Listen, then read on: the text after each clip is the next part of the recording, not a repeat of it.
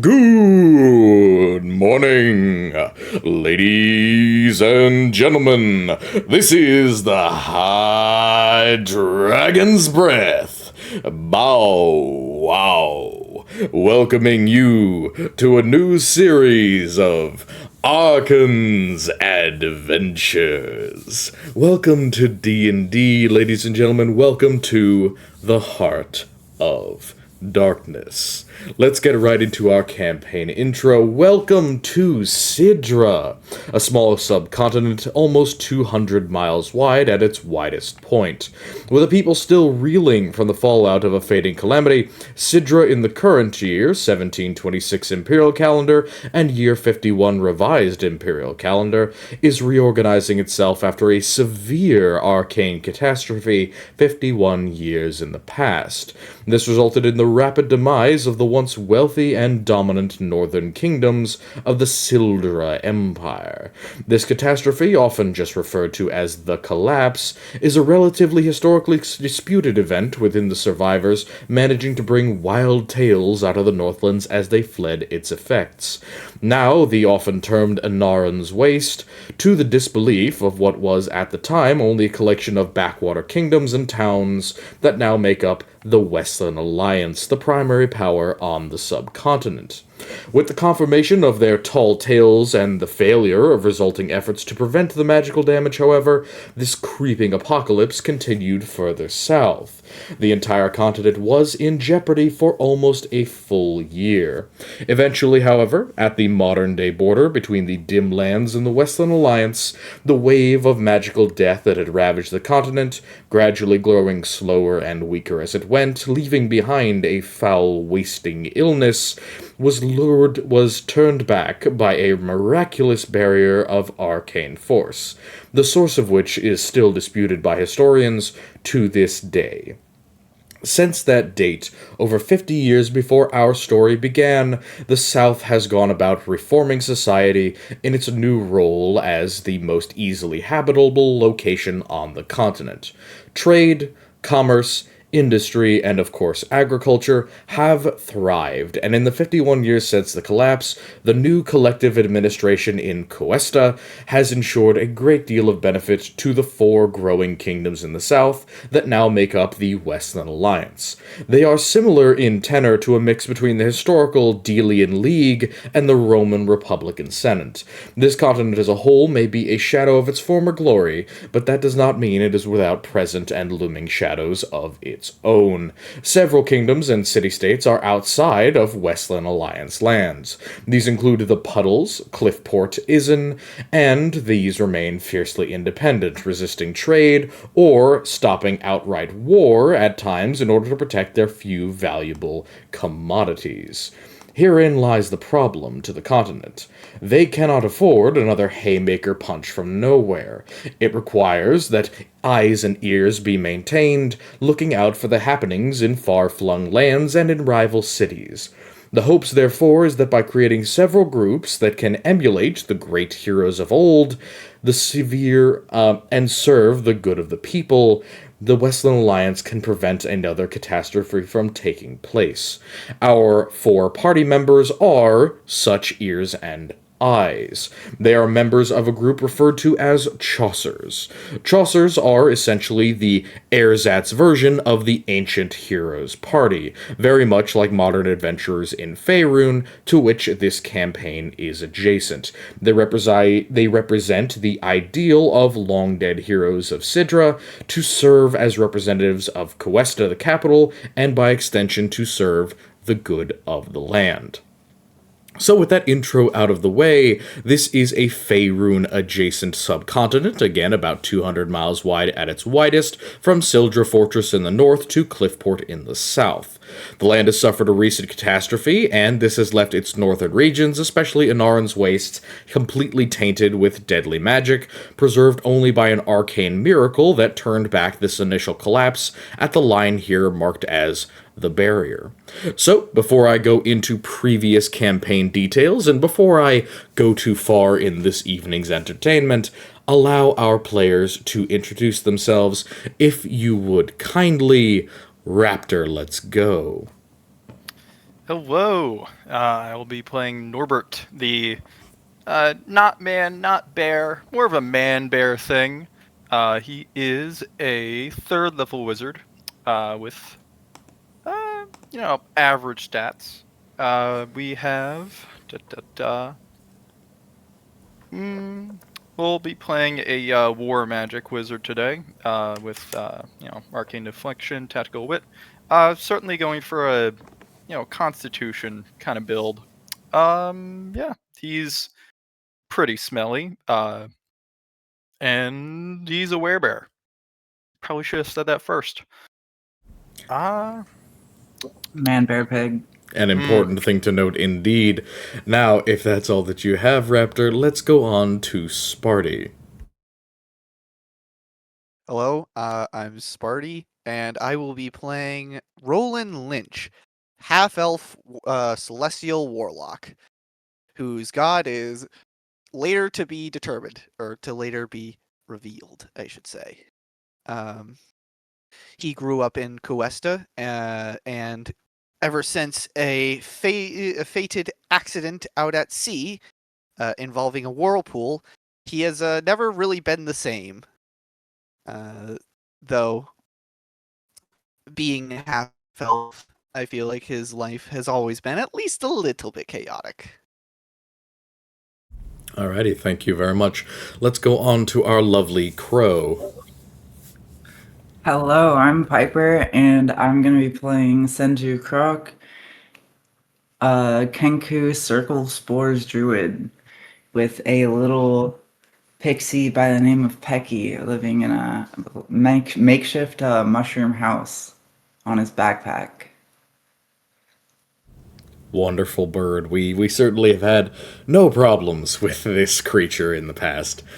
So, on to our final and most valuable Playden. Let's hear it for Gaz. Hello, I'm Aiden. I'm playing Gaz Artrea, a lizardfolk barbarian berserker barbarian. And a quick little bio about him is he left his home to find more interesting meat to hunt, stronger bones and teeth for his equipment, and one day hopes to equip his main weapon, his Leo Mano, with the parts taken from a dragon. He's a quite hefty 287 pounds, standing at an imposing 6'9", which he prides himself on his weight, which he believes it's a pride to how good of a hunter he is. The absolute bulk of a true Maori champion here. So, you heard it here, folks. We have a lizard, we have a bird, we have a werebear, and we have an incel. Just kidding. We have several individuals. My bad. So, we have... Perfect. Yes. The way that I inherently describe this party is to those of you who are consistent DMs out there is if you took the one oddball outlier character from every campaign and then rolled all of them into one campaign.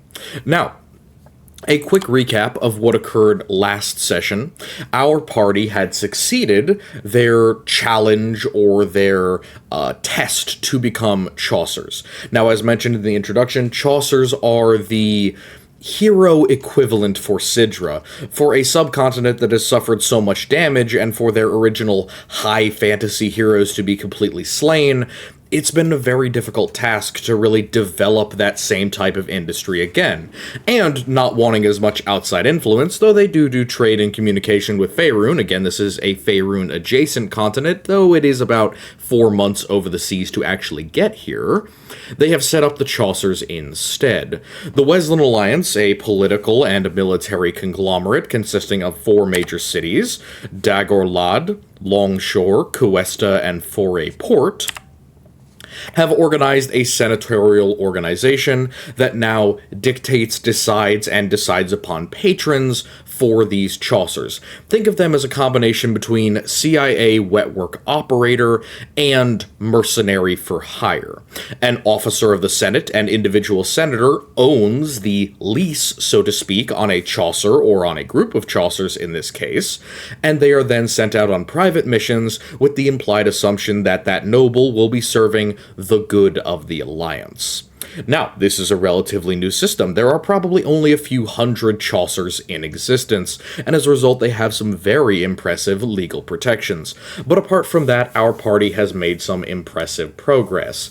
As per our last session, Senshu, and more specifically Pikik on his back, managed to turn our giant lizard into a much smaller lizard using polymorph, and as they were making some logistical decisions, we had a momentary realization of just how chaotic this was likely to be.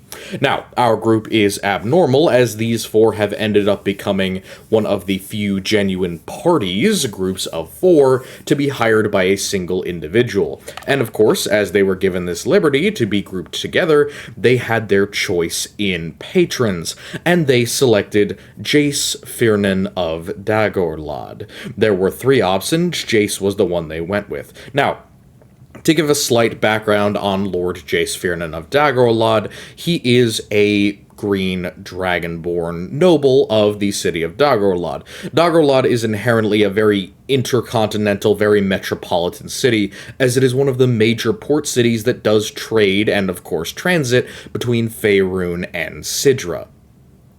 He's well known as an eccentric, oftentimes magic-obsessed individual, who above all else is definitely a bit of a homebody. On the rare occasions he does venture out of his relative McMansion on anything but state business, it is usually to a library or some other area of arcane knowledge. However, as one might expect from a very wealthy noble and senator of the pseudo-Roman Senate that is the Forum of Cuesta, he is not here to talk to our party in person. Instead, a clerk who was meeting up with our group last time to explain the status of things to them, has offered a letter to them. Who would like to take and read it for us? Yeah, I'll do it. Alright. What languages can you actually read? Are you literate is the real question. You are a bird. But yes. I assume you can read Common? Common or in Druidic. Wonderful. Can you do me a quick one while I jump over to the Roll20? Can you do me a quick one and roll me an intelligence with advantage? Intelligence with advantage. Okay. Yes, please. I'm also switching back and forth. For people watching at home, I'm switching back and forth between our Roll20 and the various, essentially logistical and image searches. I'm going to make this a little bit bigger so that everyone can see. Toss it to me, Senshu. Let's see. 17. 17? Alrighty. So, you can pretty easily interpret this, and I will read it out for you. A long scroll and a series of documents is given to the party that describes as follows. The front matter of the letter, and not the dossier behind it, is enclosing as such. Thank you so much for your congratulations and selecting your patronage. I apologize I was not able to come in person to congratulate you, but my own search for knowledge has, as usual, distracted me. I do, however, have some activities for you to complete in Cuesta before you join me in Dagorlad for our first official meeting. Enclosed within this dossier, you will find a extended copy of your contract and my most recent updates to the investigation ongoing with the murders and, of course, the arsons within the city of Cuesta. 3 warehouses have recently been burned, each with different owners and different users, so no pattern there. Along with that, the number of missing persons, especially those in the teens and young adults areas from 15 to 20 years old, has risen dramatically to almost 30 missing persons within the last month or so. The Forum Guards and several other Chaucer groups are likely looking into this, however. I have a theory that some within the Forum are making some money off of the events, at least the arsons, if not the murders. I intend on my end to investigate the arsons.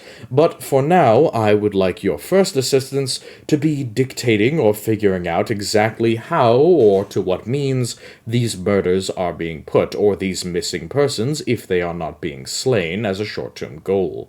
The most recent of these, to my knowledge, is a young man from Dagorlad, a traveler and laborer named Willem Fick. Mr. Fick only went missing 2 days ago, by my reckoning, and was last staying at the Wave Mother's Inn on the outer high street of Cuesta. Please speak with those inside, find out any information you can, and if you can further find out what happened to him, I expect a report within 2 days via my office in the Forum. Now, if there is no resolution, I would still expect some sort of report within that time period, but I do not expect you to simply go after this immediately. You are in Cuesta, the capital, the heart of civilization upon the continent. Make sure that you show a good face, and of course, now that you are emboldened by the Chaucer's mark, be sure that you are aware to whom you serve, and put in a good word for those who will learn of me through you. Yours in haste, Jace Fiernan of Dagorlad. So, you read that reading, I turn it back over to the party. What was the guy's name that's missing? That is Willem Fick, F-I-K. Willem Fick. The place where he was staying last, and by the way, he's been missing for about 2 days, as far as he can tell. To be aware, Jace Fiernan is currently in the city, but he's likely not available because for all that the nobles who make up the Senate are kind of the idle Nuevo rich, they are also quite actively involved in day-to-day bureaucracy. They don't just make laws, they are actually the people who do, like, civil service in addition. So again, it's much more like a mix of the Delian League in terms of the military, so the the Greek collective defense, but it's much more the Roman Senate in terms of they deal with day-to-day civil policy as well. So it's not like he's just lazy. He is actually, like, actively engaged in the governance of the state. All right, so it's Willem Fick for your question, Sensu. All right, We making rolls?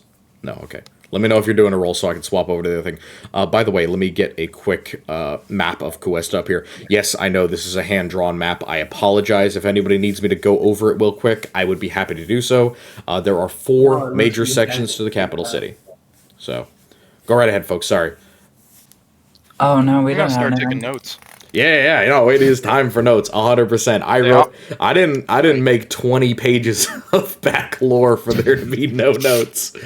Look, man, this has been a long campaign in the designing, and the fact that I have a literal slideshow should show you how much effort I put into this. This is awesome, man. Thank you very much. I really appreciate it. Yeah, no, this is, I guess, like, first real-time plan. This is fucking insane. Yeah, man, I do my best. So, I will say, again, as the letter stated, I have literally a page and a half of other quests that we can do before we even get onto the main campaign. So if if y'all want to fuck around, I mean, if y'all want to fuck around, we can only find out if we fuck around. yeah. And the Exactly. moment you leave this building, I will also give an in-depth description of Cuesta, but I have the map up there for the moment. Yeah. Are there any questions to our orderly, who, if I remember right, is at this point, highly intoxicated because he was drinking himself into a stupor watching you guys actively have a schizo fight over a rabid lizard? Oh, right. Yeah. Okay, to give some context to that, I did mention it in the opening, but let me give context to people. We had a session 0 in which the lizard man tried to mess with the pixie, and the pixie cast polymorph on him and turned him into a lizard. The lizard man has an intelligence of like 7. He didn't really understand what was happening, so they had to coax him down and then physically break his neck in the polymorph form to turn him back into himself. So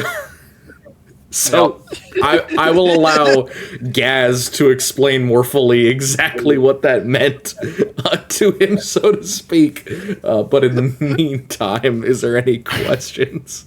Jesus. What was It was a his chaotic first first name? session. The Fick. Willem. Willem, Willum. Willem. Willem. Willem Fick. All right. I don't know. All right. And the inn that he was staying at is the Wave Mother Inn. It is in the central high street of Cuesta, and I will describe that as we get to the actual descriptions of Cuesta, so once you guys leave this building, essentially. The dossier that he gives you as well gives you a whole bunch of locations of just stuff that he knows Chaucers are going to be looking for. Things like places to get magic items, places within the forum that you can visit, like it gives you his office number and things of that nature. So you could refer to the dossier if you ever need like a location for something in specific, and I'll look through and make it a little bit easier for you, all right? So are there any questions about that or about the letter to begin with? I'm good. Okay. I think I got it. Awesome. I think we're good. Then I turn it over to you guys. Where would we like to go? We have a whole big city out here. Are we stepping out the doors so I can give the description? Yeah, man, that stuff I saw. You get tell us about Oh the city. boy, flavor text time. My favorite. Hooray! Yay, flavor text time. Box text. Box text. Yes. Box text that I actually wrote. So, Cuesta. The democratic heart of the Westland Alliance, Cuesta is decidedly a modern city. Built mostly after the collapse, it sports two ports, one old public port and one new military-only port. You'll notice I put two boats on the map. The one on the left represents the public port, the one in the south represents the militant port.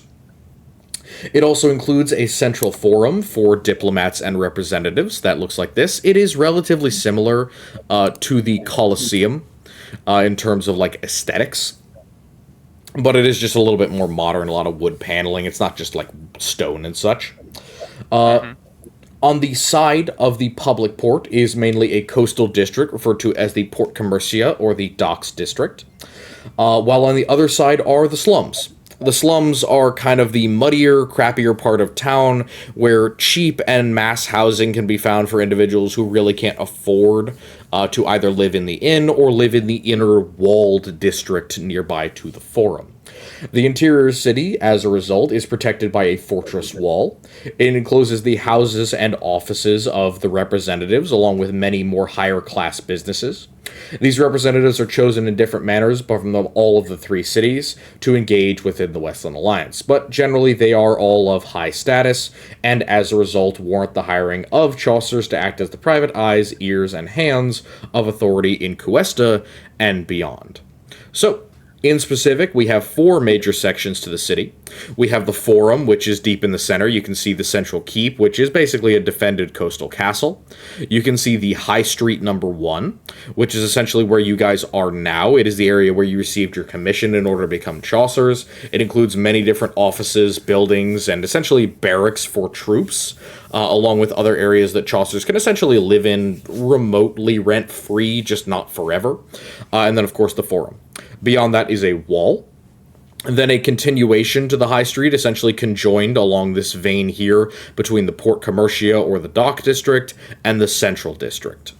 Then you have the docks themselves, which include several long piers in addition to the standard docks. And then finally you have the slums.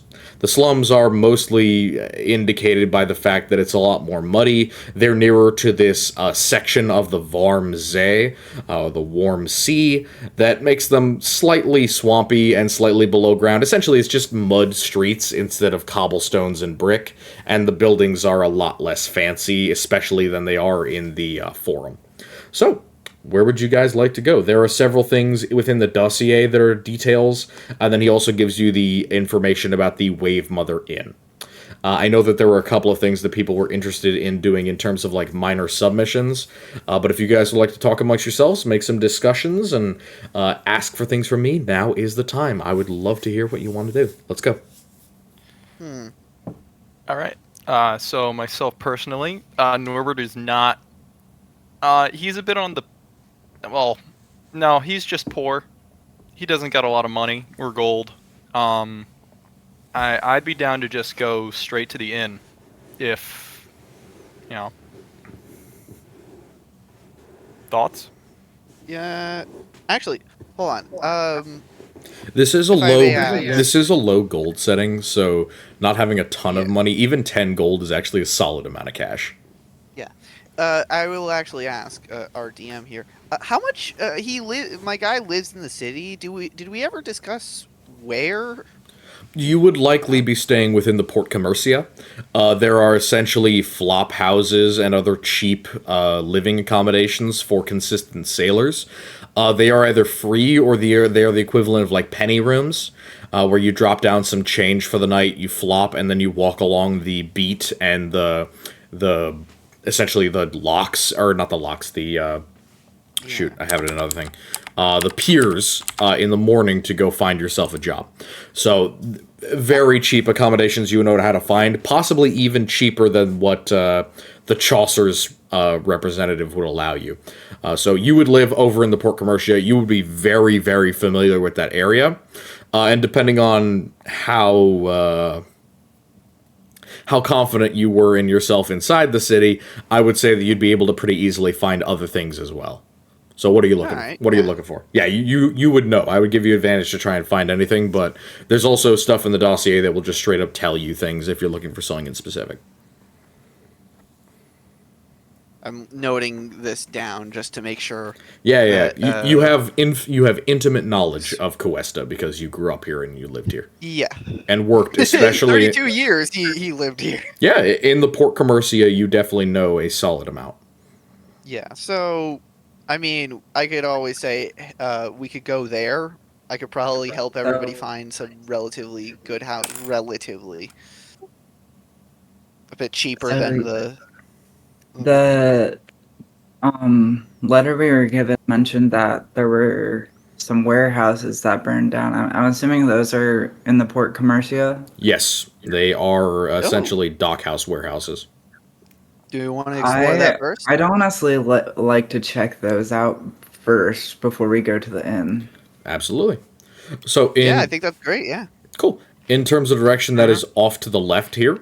So the warehouses that have been burnt down, as you find yourself wending through the streets, and honestly, the Port Commercia is a lot more congested than most areas. Like the Central District is nice and laid out along lines. The suburbia area is a lot more like farmland, whereas the slums is kind of built on top of each other. Think of like Kabaz from Northern Africa. The Port Commercia is much more like the old city. As I mentioned, Cuesta was built after the collapse. Essentially, it was built up to become the capital. Before that, it was basically just the Port Commercia. So, as you pass through here, you see many businesses essentially advertising the same thing. Cheap liquor, cheap booze, cheap rooms, and relatively loose morals as far as sailors are concerned. But when you get to the waterfront, you see exactly what he's talking about. Now, you pass two locations on the way there that are clearly burnt down, but one of them at least has stopped being investigated. There are no guards posted around it. It seems from the rainfall that it's possibly a couple of weeks old, but it's the only one that's in the interior of the Port Commercia. The other two are literally on the waterfront. These are large buildings, roughly 100 feet by about 50 to 70 feet. They're both burnt down almost like to the ground line. They generally have 3 levels. There is an underground way that leads right from the waterfront to the interior of the warehouse. There's a warehouse level, and then there is an upper level. In both of these buildings, the upper level has collapsed, and the basement, for lack of a better term, has kind of also folded it on itself. And there are guards posted outside of each, but given that you all now have Chaucer badges, which is basically just a symbol by which they can recognize you as Chaucers, they don't bother you. So, you're standing outside of one of these kind of burnt down structures. The roof has definitely caved in. The lower floor is unstable, so it might be a little dangerous to try and parkour your way in there. But you can definitely take a moment to investigate it if you'd like. So, who wants to do what? May I take a moment to investigate it? All right. What are you looking for with your investigation? I think. Has there been a cause for the fire? figured out yet, or are we No still in the one- phase yeah, of like so- this is new? No one has made a claim. At the moment, the theory is that these are accidents, but the fact that it was one every couple of days, one after another, is and more three in a row. indicative of arson than it is of accidents. I'll look Just my for gut signs. feeling I'll with this. investigate. Oh, I was gonna say specifically, I'll investigate for signs of foul play. All right. Could I cast detect magic? Yeah, go ahead and detect magic and give me an investigation. For the detect magic, roll me a d6 in addition to casting a spell. I assume you're doing it for using ritual casting?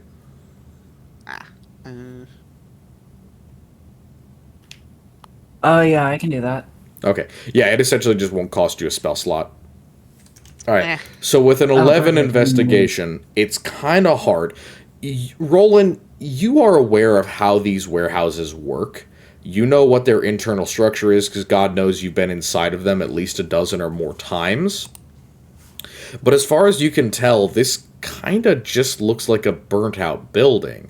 I mean, you've never seen one of them constructed, and you wouldn't really know how they look after this destruction. If the building was on fire, you're pretty confident you could figure out what this was, but at the moment, with the building being in the state of repair that it is, unfortunately not.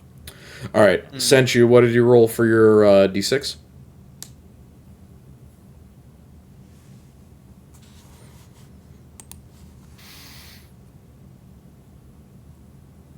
What's up? Am I supposed to roll? Yeah, give me a d6, sorry. Oh, a d6. Okay. Yes, ma'am. Alright. 3. 3. So, with Detect Magic, you can pretty much rule out that anything around the area was magically inclined. The only things that you can find are basically the standard protective stuff that you would see on, like, the occasional magical item, like there's some damaged permanent flames or, like, candles that have been enchanted. None of them look like they could have started this. And you certainly don't see anything like a flaming glyph of warning or anything. There's nothing that obviously indicates to you that something magical is in the area. If you want to keep that up as you go, you're going to get, I believe, about 10 minutes with it. So if there's anything else you'd like to do, go ahead. For the two remaining, for Gaz and for Norbert, do you guys have anything to do now that we're looking at burnt buildings? Yes, you mentioned that there were other ways to get into these buildings. High than warehouse level, then a low level. That was Yes. So was that from out the on dock side? Yes. So out on the pier, that go out into the ocean, they're designed for at least 2 to 4 ships to be able to dock at the same time. There's a set of switchback stairs that go down into the lower level and essentially allow you to go through a stone barricade and carry smaller items or transit like secret goods underneath the warehouse into the interior. It's designed with a pair of pretty heavy doors that can be opened in order to give you leeway for more large items, but there's also a stone portal that has been cut out for humans to go in. Are you going down to check that out? Absolutely. Yep, the guards there let you through pretty easily. It's sooty, it's dark, it's smelly, but you can actually get a pretty good, decent distance into it because it is a fully stone tunnel built into the side of the pier ship. So it looks like there's maybe a 10-foot wall or a seawall of some kind that goes back well under the street, and that's where this tunnel seems to go into. There's kind of a sidewalk along it, but it's definitely not a comfortable walk, especially because a lot of this stone has been slicked by the ocean at high tide. You would imagine that it'd be pretty difficult. You'd definitely be up to your ankles if it was high tide right now. So they probably wait to use these things until low tide, or they travel with very light loads down those stairs. Make sense? Yep. Are you looking for anything in particular once you get into the actual Undercroft, and do you have a light or dark vision to help you out? I do have dark vision. Alrighty. So, would you like to check for anything specific? You're now in the equivalent I of don't know like the that I would collapsed actually basement. be looking for a fire source. I guess I'd just be more snooping around generally. Alright, give me a general snooping. I will give you an investigation straight. No advantage, no disadvantage. All right. Did you have something, babe? If I can remember how to roll a die. You hit the name of the skill on your sheet, and that usually works. Yeah. Ba-ba-ba. 15. It's going to be a 15. Now, from down here, it's a lot easier than when Roland tried it. Why? Because you're near where the fire started, and you can figure that out now because you're in an area that is pretty heavily soot blasted. Now, you would notice, Norbert, because you're used to starting fires yourself, especially in the wilderness, you know how fire works if it just spreads from something like a candle. It chars first, and then it starts to catch on things that are relatively easy to catch on fire, like bales of hay, or pieces of kit, or things that would be in here that would be stored here, right? If this was a normal fire from a candle, or a cigar, or a shoulder roll, or something like that, like a cigarette, then you would expect it to be on something relatively flammable, and then it would build on that to start burning more durable things. You notice that the most damaged section, and the section that you would surmise the fire actually starts on, is actually a large, heavy wooden beam, almost 3 feet wide by about a foot thick. Whatever started this used some sort of accelerant in order to start on that thick of a piece of lumber. Yep, definitely intentional. It definitely screams foul play to you, which is probably why it's under guard at the moment. Mm-hmm. So that's why there are no plane parts outside the Pentagon. Okay. Just because we were doing the financial audit in that building, in that specific office, in that specific wing, does not mean... No, guys, the entire plane melted, even the engine. Shut the fuck up. Oh my god. Oh boy. You're gonna get my ass in trouble. Alright, anyway. Alright, beyond that, has all the stuff that's been stored in the warehouse been moved out? So anything that was of value, aka anything that could be salvaged, which considering that most things are stored in oilcloth, canvas, or leather, wasn't much, sadly. Yeah. A lot of it is still in here. Most of it is at least a couple days old. So any food is starting to get a nice burnt, acrid, rotting smell. Anything that wasn't food is covered in a nice fine layer of wood ash, essentially. And also, even though you are in the stone area, I'm assuming that you're keeping to the area where it's probably not going to collapse in and kill you. Yeah. So, yeah. Yeah, definitely. I assume that For you're now, not at trying to least, kill yes. yourself, yeah. So, are you looking for anything specific? Oh, sorry, go ahead, Garza. Sorry, I'll shut myself up. Quick question. So are the doors, like, is there any sign of, like, them physically breaking into the doors? Or are the doors just gone because of the fire? Are you checking all 3 of the entrances? There's a back entrance to the warehouse, there's a front entrance to the warehouse, that's the major entrance, and then there is the Undercroft entrance that Raptor just used, that Norbert just used. Yeah, I'd like to check all entrances for Alright, any give me- signs of, like, are the handles broken? Is the glass, yep. like... Triple investigation checks, please. Gotcha. That's a 19 for the first one, hell yeah. Nice. 14 for the second one. Oh, and a 6 for the last one.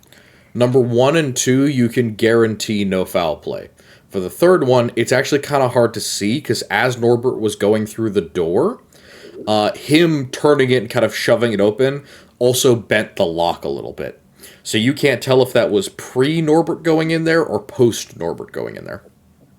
Oops. And there's to no, you- like, I don't detect any magic on the doors or anything. No, there's no magic done to the doors that you can tell other than, like, what would be there for, like, an alarm spell, basically, but that's been out of date for a couple of months.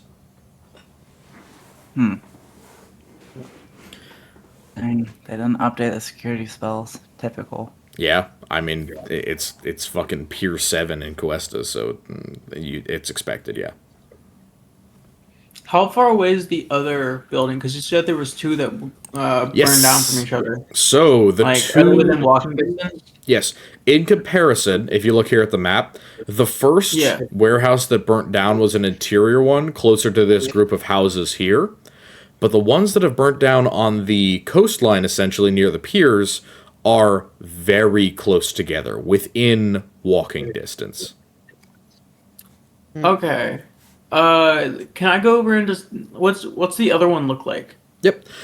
So, do you want to give me a perception, or do you just want a general description? Just a general description of like what it looks like post fire. It is almost exactly the same.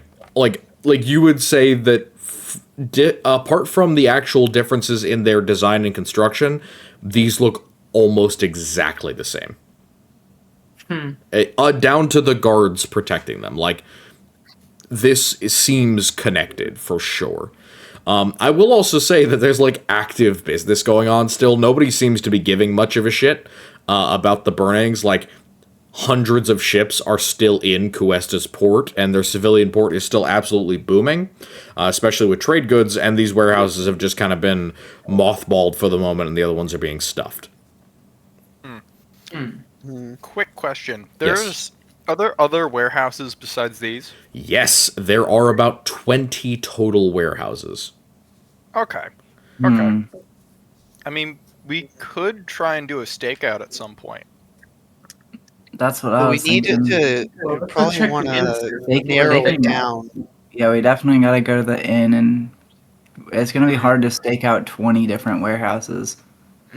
I mean, the area. Yeah, we might not get, Yeah. Yep. I mean, if we're trying to stake out all of them, we're not gonna Yeah. realize till the fire's already started. Well, yeah. Yeah. Well, My the point knowledge is of- really to stop the fires, to catch the guy starting 100 fires. You know what I mean? Sure, Like sure. like the point of it is the building will get burned down, and plus, if we catch him, we can alarm quicker that people are there. So like, long run, we're there to like catch the person. The fire will just give them away. That's what I think the stakeout would be for. But before that, I think we should head to the inn, because that's where that guy's been Yeah. last seen. Oh, at the other two warehouses, do I detect any magic there? Or is it the same deal? Roll me a d6 real quick. One more. Okay. Are you going on the roll 20 or you're rolling physical? Rolling physical. I just got a 5. Alright. I do trust you with the physical, even though I can't see him. Alright. Thank you. I mean, Aiden's here. He can No, verify my. I trust you. You're the only one I've played with before. Not that I don't trust the rest of you. Just Hey. letting you know, if there's one person I know to be honest in the D&D world. Yeah, it's pipes. Luke has seen me absolutely flub and get a nat 1 on just like the Many most critical times. moment. Many like, times. Many times. Many such cases, in fact. I roll too bad, fucking all the time. Yes. Oh, no. With a 5, I can tell you that the magic around the initial spot is definitely a lot stronger. The school of magic that you detect would be illusion. It is definitely old. This is weeks old. It definitely is older than the other two. It is older than a majority of the missing persons. But there is some vestige of illusion power around here. Whatever it was from, you can't exactly tell with Detect Magic, but you catch just that little whiff that you know, as a druid, to be illusionary magic. There's some lie here in the air that you can detect. Or the vestige of a lie, so to speak. I see. Very I'm interesting. hot on the I do trail have a- now. Question: is there any way for me to maybe figure out a sort of escape, a route that anybody could have taken here? Anybody to could get- have just disappeared into the city here. This is urban terrain. You could make a fucking left turn, and you'd be totally in the clear. All right. Unfortunately. So there's really no good stakeout spot. We need to figure out. We would need a lead on where they're going to hit next. Possibly. Yeah, illusion. Trying to think of. Illusions could be invisibility, could be seeming, could could be so many different things. yeah, there's That's a what I'm lot of different illusion spells. And you're not the most arcanely talented one in the party, technically. Yeah. How recent are the two fires apart from each other? So the one current day? was 5 days ago, the other one Okay. was 2 days ago. So they are much closer in time than the 2 weeks ago that the original fire was set. Mm. And there's no Just way need- to get into the underside of that building because it is far away from the docks. Oh wait, I gotta let the party know there's illusion magic. Yeah, go right ahead. Magic! Illusion! Old Yeller, is little Timmy down the well? Oh, No, it's just the illusion of little Timmy. oh really? Damn, that's kind of fucked up, actually. Huh. Old Yeller's trying to Jackson, trick like people 12 down the years well. ago, you need to let go. Yeah, Jesus. All right. What, here? Like right now? Or Look at that shit. what? Just Is there illusion magic and in see the it. area? That's detect magic. You can see it. oh, Huh. Don't know what. okay. Good to keep in mind. Indeed. I love the fact that Kenku are just like early IBM computers. They can tell you what's wrong, but not how to fix it. Yeah. Dude, Exactly. don't tell me I'm the fucking Clippy of the party. You are Clippy. All right, Clippy. Yup. Where are we going Oh next? boy. Oh no. All right, I do have a quick question. Yeah, Would let's hear the it. guards let us in to investigate the other two buildings? Or is 100%. that like more? Yeah, 100%. perfect. All Again, right. you're a right. Chaucer. You're the equivalent of again like CIA wetwork agent. They're not gonna stop you. All right. So the other two buildings don't have the underground entrance. You said, right? So the ones by the docks do, but the one in the city does not. Okay. So if you look on the map, the two X's represent the ones by the docks, and then the other one is basically in the corner of this district. So they're within kind of line of sight of each other, but still roughly 500 to 600 feet distant from the one in the city. And the ones that are on the docks, you said that they're basically the same make. Almost like if it wasn't for the fact that they were just slightly different in construction originally, you would say it's the same exact fire. All right. I'm going to go down into the second warehouse and see if they started the fire in the exact same support beam as the other one. Absolutely. Give me an investigation with advantage because you've now got will. an idea of what to look for. Yep. That's a 25. There we go, Norbert. Fuck yeah, this is the Yep. same exact thing. Same shit. Same exact shit. That central pillar that is in like dead center is absolutely hit with some sort of accelerant before this fire was started.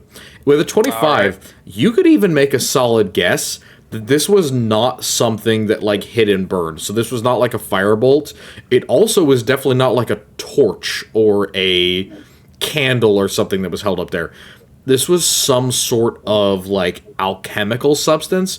It's like soaked into the wood, and then the wood has literally burned as if it were like prepared firewood.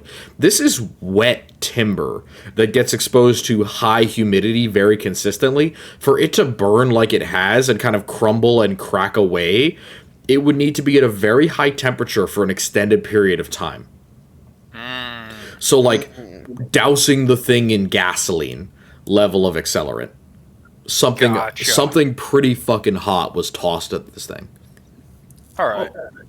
Good to know. Could I make a could I make a survival and nature check to see if I can tell if there's anything in my history that anything in nature that could do that, and like survival, like if this was somehow like some type of just like Some natural phenomenon. fire hit, you know what I mean? Yeah, go ahead. Give me a do you want to do history or nature? I'll give you that option. Ooh. Here, hold on. Let me pull up my character. I Yeah, forgot yeah. my stat. Let me know if let me know if history or nature is better for you. Nature is better for me. Go ahead and do nature then. All right. What do I roll? What dice do I roll?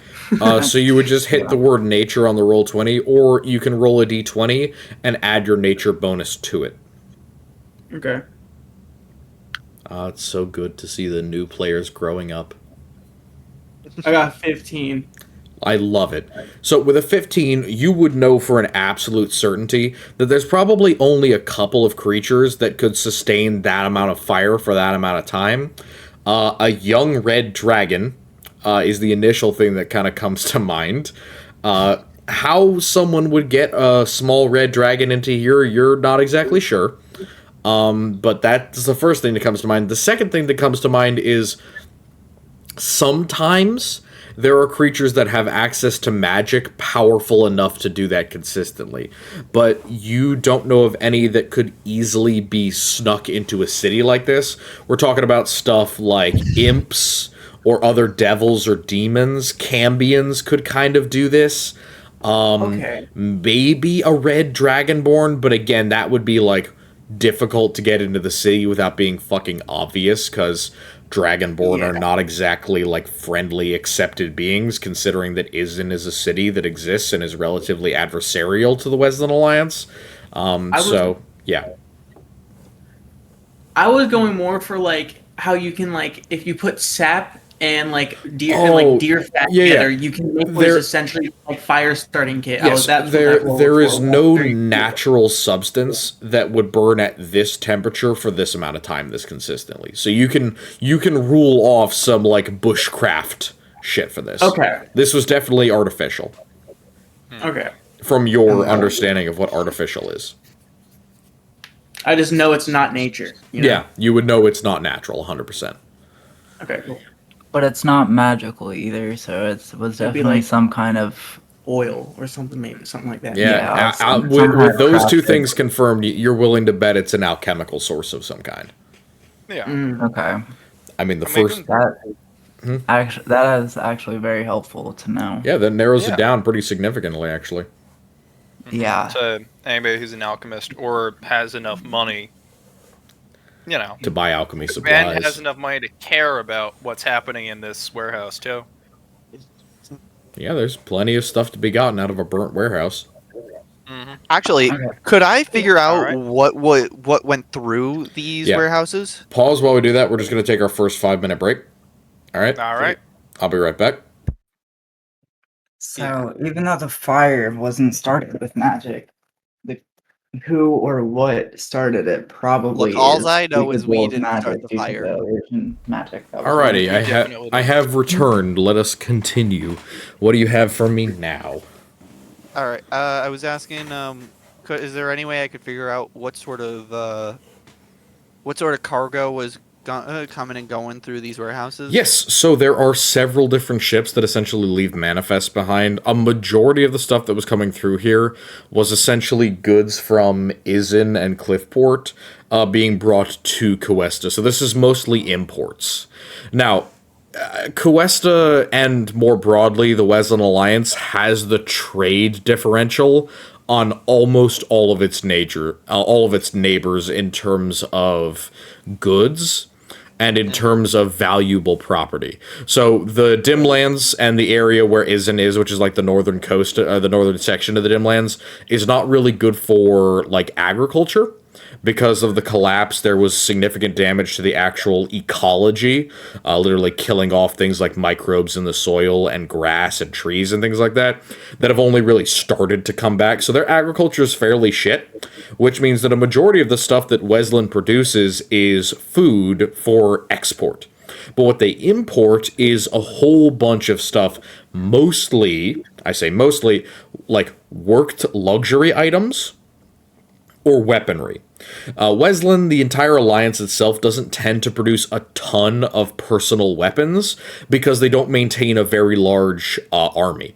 They do maintain a very large navy, on the other hand. So, like, they're very focused, like the Athenians, on having a pretty impressive navy to protect their trade interests.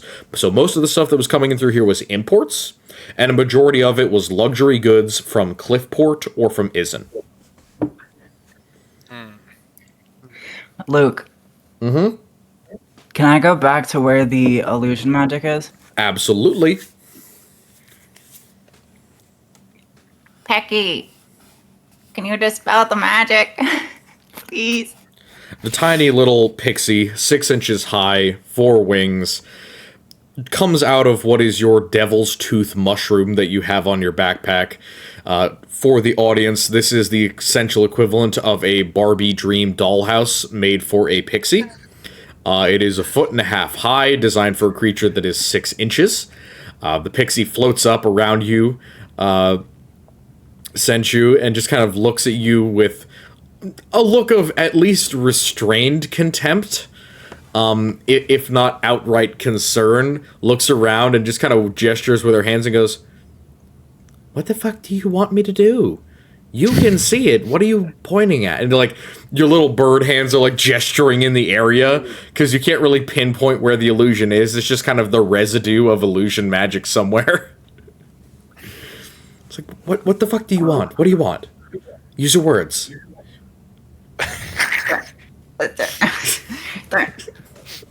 The magic. I'm sorry. Use your words to a Kenku is crazy. Yeah. Straight. That is low-key despicable as fuck. That is despicable as fuck, actually. Yeah. Damn. Damn. Dude, that's like telling someone with a stutter to spit it out. Yeah, exactly. Use your words. Wow. So you gesture in general at the burnt building, and she pulls like a "Are you fucking serious?" face, and with a sassy snap of her fingers and a flick of her wrist, you watch this little sparkly spurt of sparks shoots out of her fingers, and after a few seconds, again, this is the residue of illusion magic cast at one point, it fades from your ability to detect, and she kind of puts her hands on her hips and says, "Good. Now you can't see it. You still think it's there, but it clearly wasn't doing anything right now, whatever you're seeing. So, if you'll excuse me," and she pushes her door back open and heads back into her little hut. Thank you, Becky. Pecky out, Shit to bitch. do. Yeah. Wow. Pecky is literally baking pies and cookies right now, so yes, Pecky has shit to do. Damn. Becky is a sassy girl. Damn right, Pecky's a sassy girl. Pecky is an imprisoned pixie. I mean, you're essentially just the worst Airbnb host she's ever had. But I thought we were friends. Yeah, you thought. Me and Gaz are friends ever since I helped him out in session 0. Yeah. I have altered the deal. Pray I do not alter it any further.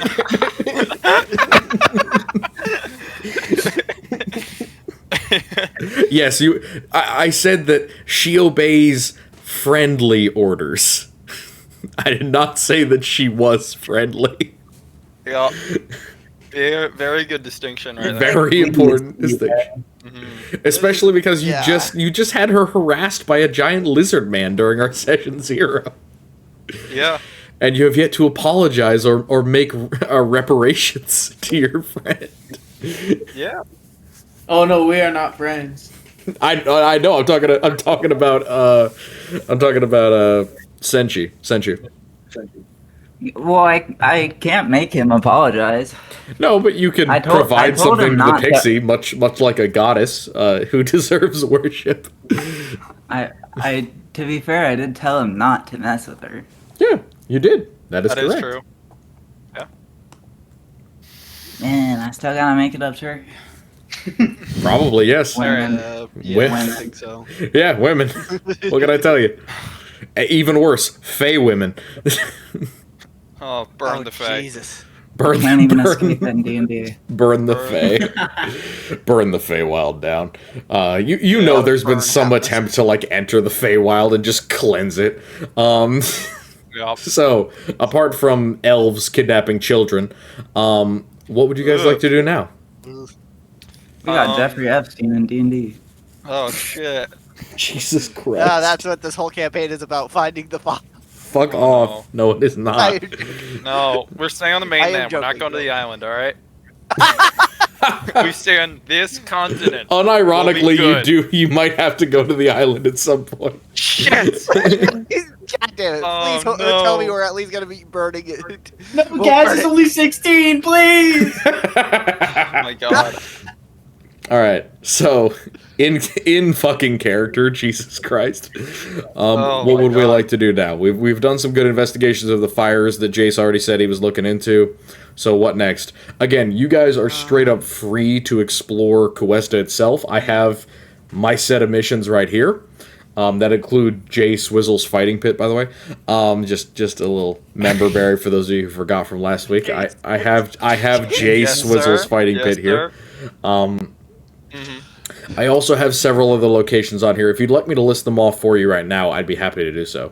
If we want to look through that dossier, do we, or do we want to go straight to the inn? I do. We can also just Oh, yeah, wander I do around. have a quick question for Yes. one of our guard friends around the warehouses. Alrighty. I mean, I'm gonna walk up to him and go, "Hey, do you know any alchemists that trade around here?" Nods his head and says, "There's several different options. Are you looking for something more adventure-y, or are you looking for common remedies and things of that nature? We got hedge witches in the outer district, and then we have the more expensive stuff in the high district, in the high street." Sorry, the high was... Oh, no, it is that way, yes. I'm looking more... either adventurers or supplies, generally. You're looking for the alchemists and jewelers in the high street. That is in the interior of the forum on the eastern side of the wall. Alright, thank you. Alright. So, the alchemists and jewelers, there's several of them in the interior part of the city, in the high market. It's a lot of, like, closed shops and boutique type situations. You will also note that regular people are not allowed within the forum.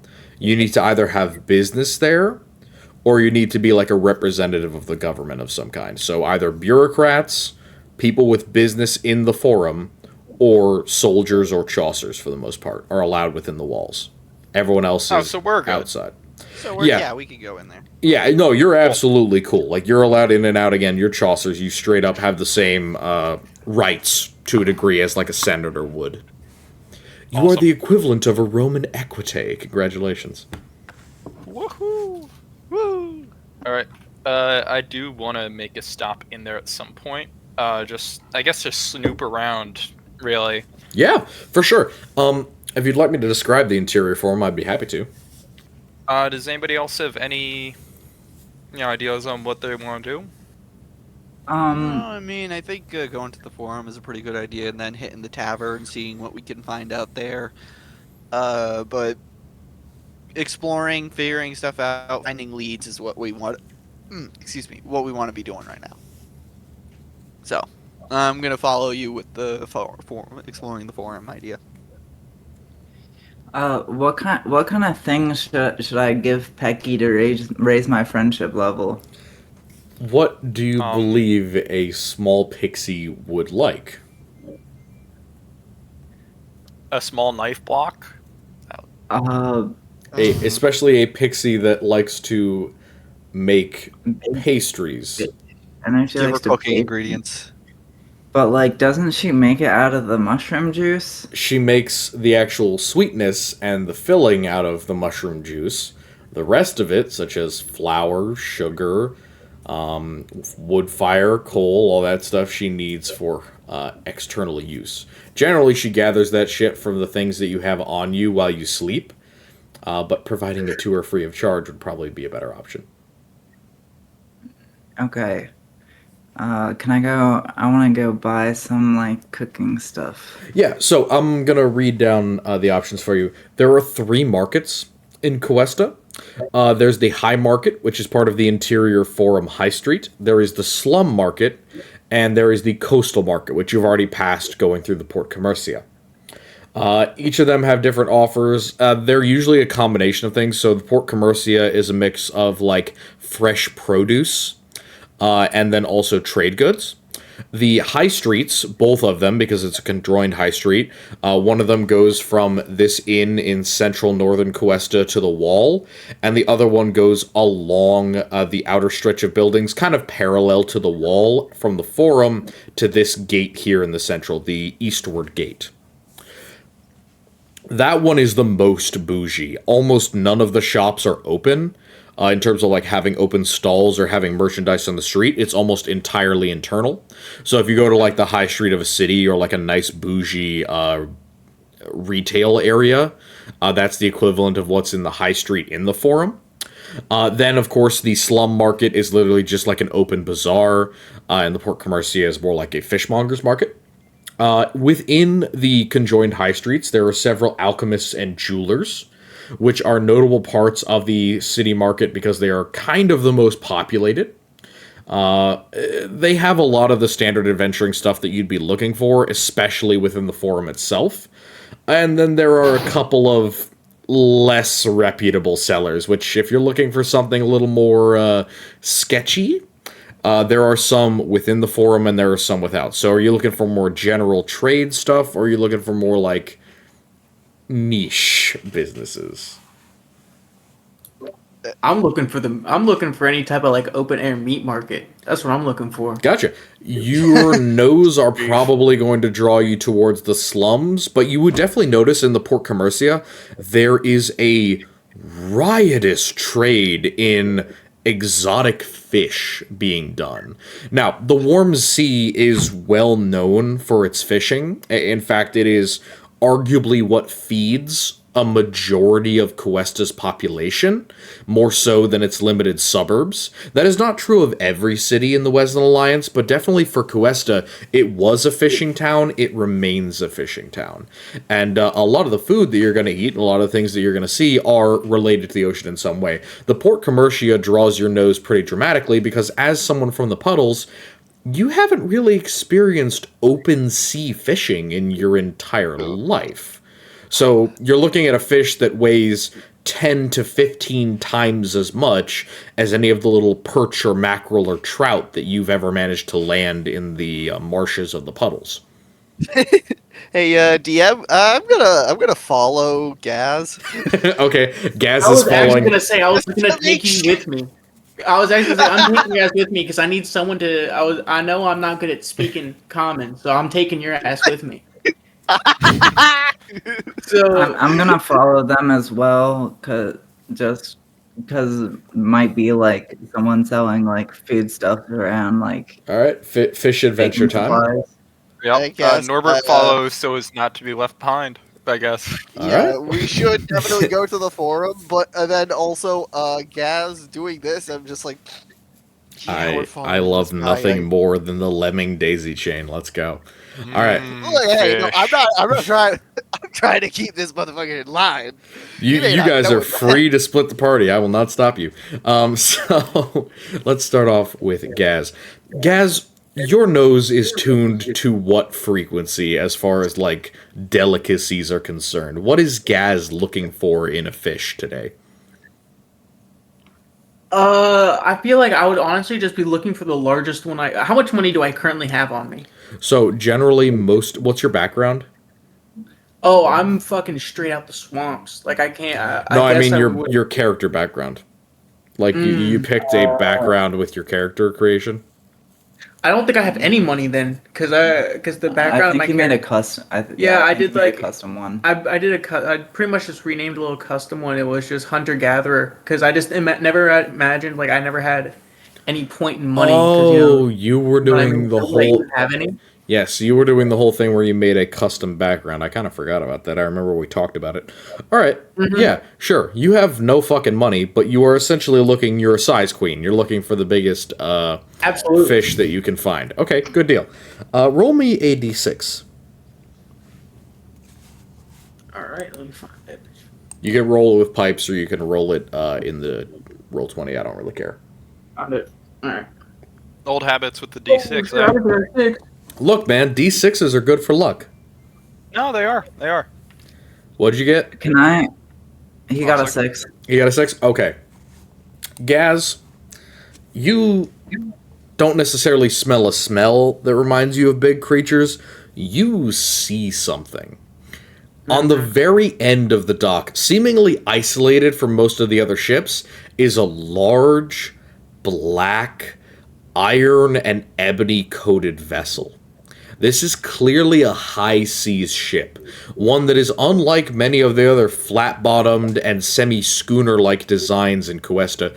This one is a deep-sea vessel, much more like an elongated caravel with a slightly larger belly to its vessel. So almost like the icon for longshore. It's wide, it's long, it's deep, and you can see the sides are very thick and reinforced with what look like big ribs of white.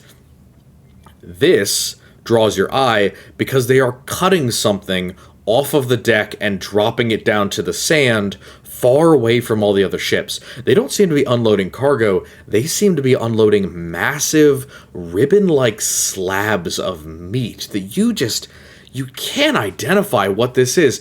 It's white and pithy, and the outer coating, the skin of whatever massive creature this must have been taken from, is knobbly and blue and leathery, and you find your eyes just intensely stuck and your mouth salivating at the sensation of the massive blubber knives cutting into this flesh. Like whale or something? That's what I was It is a thinking. whaling. Yeah, it is a whaling ship. But he doesn't know what that is, so I'm trying to give a description of a whaling ship to the lizard man who's never seen one. Yeah, The rest So of wait, you are would they- see are a they- fucking whaling ship that smells absolutely terrible. Alright, for me, that shit was smell like heaven. But I'm probably floating over it like a hot pie, you know? Yep. Yeah, it's the stench of rotting whale blubber and like the rest. It's getting tossed off the side, like the ship, like as discard because Not discard. They are hawking it down onto the sand because it's meant to be created into oil. So they're literally boiling it there on the beach in these big metal drums. And basically tossing out the equivalent of like cracklings onto the sand or back into the surf as you walk up. Quick question. Yep. I would like to go over there and ask how much for some. Go ahead. You walk Or if over, I- there's a or if I couple can of have some. salty sailors. They're covering Yeah. their mouths with like chamfer-coated pieces of cloth. They're stirring these big buckets of boiling fat and meat. So it's not just whale fat. Like, is the actual like muscle edible? So when It you wouldn't be rough, it'd be mostly skin, wouldn't it? yeah, so when you skin a whale, you take a blubber axe or a blubber blade, which is essentially a wide semicircular blade. If you've ever seen someone cut agave, it's something very similar to that. And you peel it as if you were peeling an apple in very long strips along the belly and the back of the whale. These are these are right whales, to be specific, or the equivalent to right whales. So they have the furrowed brow, the slightly more beluga-like architecture. But these strips of meat are still almost a foot wide, and each piece is at least 4 feet long. So yes, what they're tossing back out into the surf or onto the sand, I wouldn't call it whale chicharrone, especially because the oil is not hot enough to actually boil the flesh. No, I'm talking like I want to get like some of the just like I'm pointing to like just the mat. Is it rotten or is it just like Nope, whale- it is not rotten. It is what they're tossing out is essentially just waste for the oil. So when you cook out and you render the fat from whale oil, you tend to get some kind of like burnt black or like deep fried remainder, which most people don't eat, and that's why they're basically just tossing it aside. What they want is like the oil. Yeah, but okay, hold on. I think I got a little confused here. Are they tossing like just for clarification? Are they Yep. tossing like essentially the giant hunks of like the whale skin and fat, and they're boiling and rendering at the beach? Yeah. That's what's So going on. here's the process. Yeah. They toss the big pieces of preserved blubber off onto the Okay. beach. They float it up onto shore because it weighs like upward of 70 to 100 pounds. and then they're tossing it into these big metal cauldrons over low fires that are slowly bubbling and boiling. When they put in a new piece, they rip out the old piece, which has now become like blackened and shriveled, and they either toss it back into the ocean as trash, or they just leave it on the beach, and that's what's causing that smell. Okay, well, I'm pointing at the giant ass chunks of just the raw, like just essentially the raw skin and fat and shit, and I'm asking, what can I do to get some of that? Feel free to do it in character.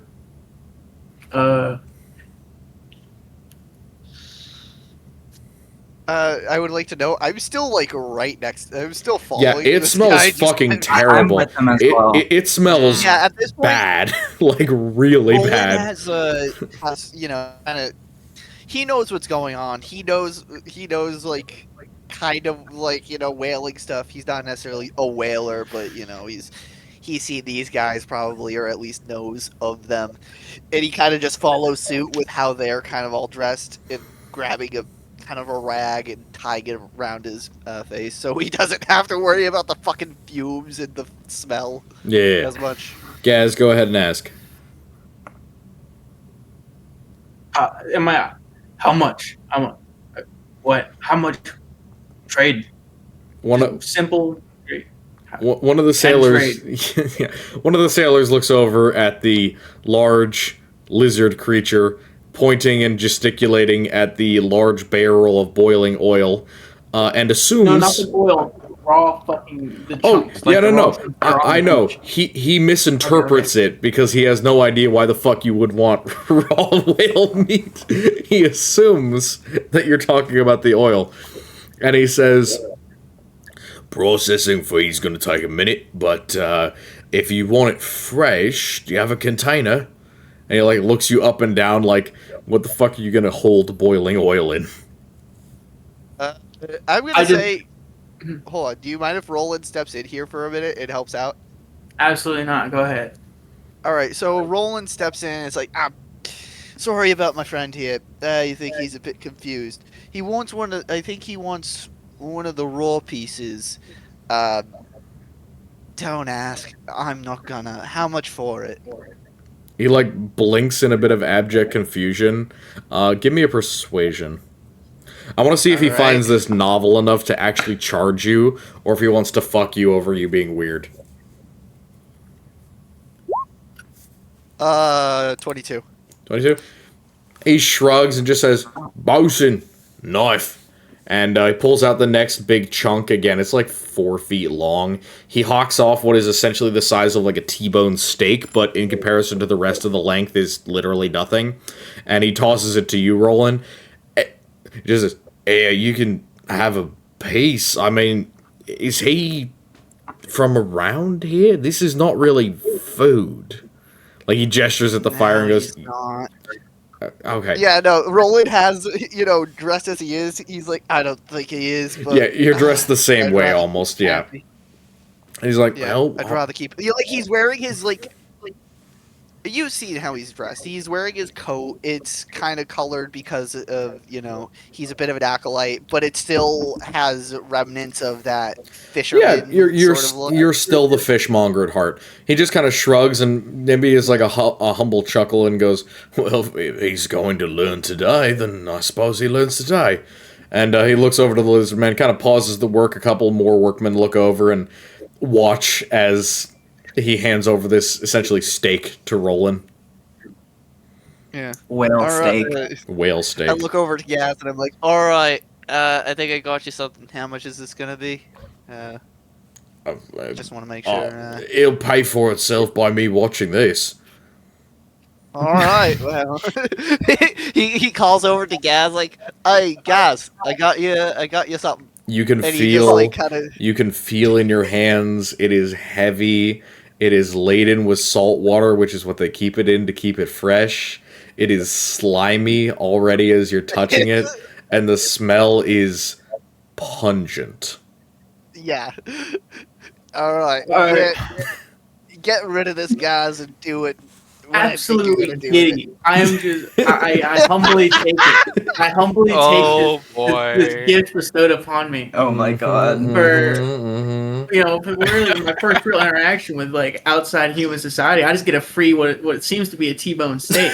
You know what I mean? Minus any bones. I can recognize that I can recognize salt water enough to know that I don't want to eat it. So I take a water pouch, clean it off just a little bit, and it's gone. It's gone as quick as I can eat it. Oh. Who? Okay. Give me a con save. Oh, not the con. So, you take your first chomp, and you're a large enough creature that your jaws and realistically your snout is able to reach to the back thickness, the true girth of this piece of material. Again, the initial texture is tofu. It's soft and luscious, but as your tongue touches it, you're struck with a distinct off taste. And as you try and chew, you get the distinct feeling that there's a lot more fat in here than there is meat. And that combined with the very fishy flavor makes it relatively hard going down. You take out, when the kid takes a big bite of their sandwich and it makes an impression, you take like a triangular wedge out of this piece of blubber, essentially. And as you can feel it, you're like, oh, initially, again, like tofu, you're like, okay, I can squish it with my tongue. It is tough. And there are stringy collagen layers, like there are with a lot of fish, kind of holding it together. And you find yourself having to really work your tongue around and chew at this, almost like you're chewing it like peanut brittle. It's a rough experience. Let's see what your roll is. Counter to that, not a rough experience. That sounds delightful. I got a 23. Oh my god! Of course, it's not that bad. I think I would rather actually love another slice. For raw whale meat, it is probably on par with many types of raw fish that you have eaten. Your constitution is high enough that it doesn't outright poison you, which it probably would have to other creatures that ate rotten whale flesh. And you watch as the sailors' faces turn from, like, excited, funny, haha, new guy to, like, mild disgust to slightly looking green from illness as you snap at the blubber another couple times like a shark, and you start ripping off more pieces of whale blubber. The rest of you also get the distinct feeling that,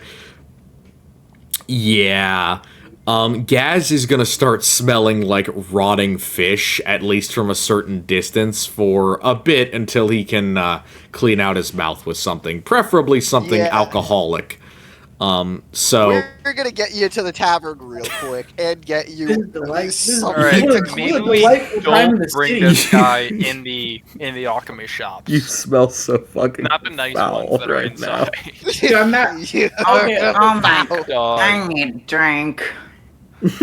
Norbert, he's eaten some shit in his time, but at least that was cooked. Yeah, that was raw fucking whale meat. Yeah. Oh my god. Yeah. Fucking Roland is like, well, I guess I did Diabolical. this, but you know what? Diabolical. Oh, I whale hope the meat. sailors are entertained by Yeah. this because he just got a free meal, I guess. They're entertained Yeah. in like the uncanny valley level of entertainment. It's just like, what in the absolute fuck did I just see? Yup. Yeah. It's rare that you shock a sailor, but you have done it, Gaz. Alright, where are we going Hooray. next? To drink our concerns away, or to go find a shop that may have sold fucking alchemist fire? I mean, I would I have. wanna go to like somewhere that would sell baking goods. Yeah, absolutely. Roll me a d6. I want to see how far you have to go. And you guys can go to multiple locations. That's perfectly fine. Wait, Great. actually, is there any way I could help out? Because, like, give her direct. Oh, for sure. Yeah. directions? Add a +1 to your d6. Yeah, I give you directions. By the way, for those of you listening at home, I do the d6 as a representation of luck, because I don't like the random d20 rolls. I got a 3. 3? So that gives you a 4. All right.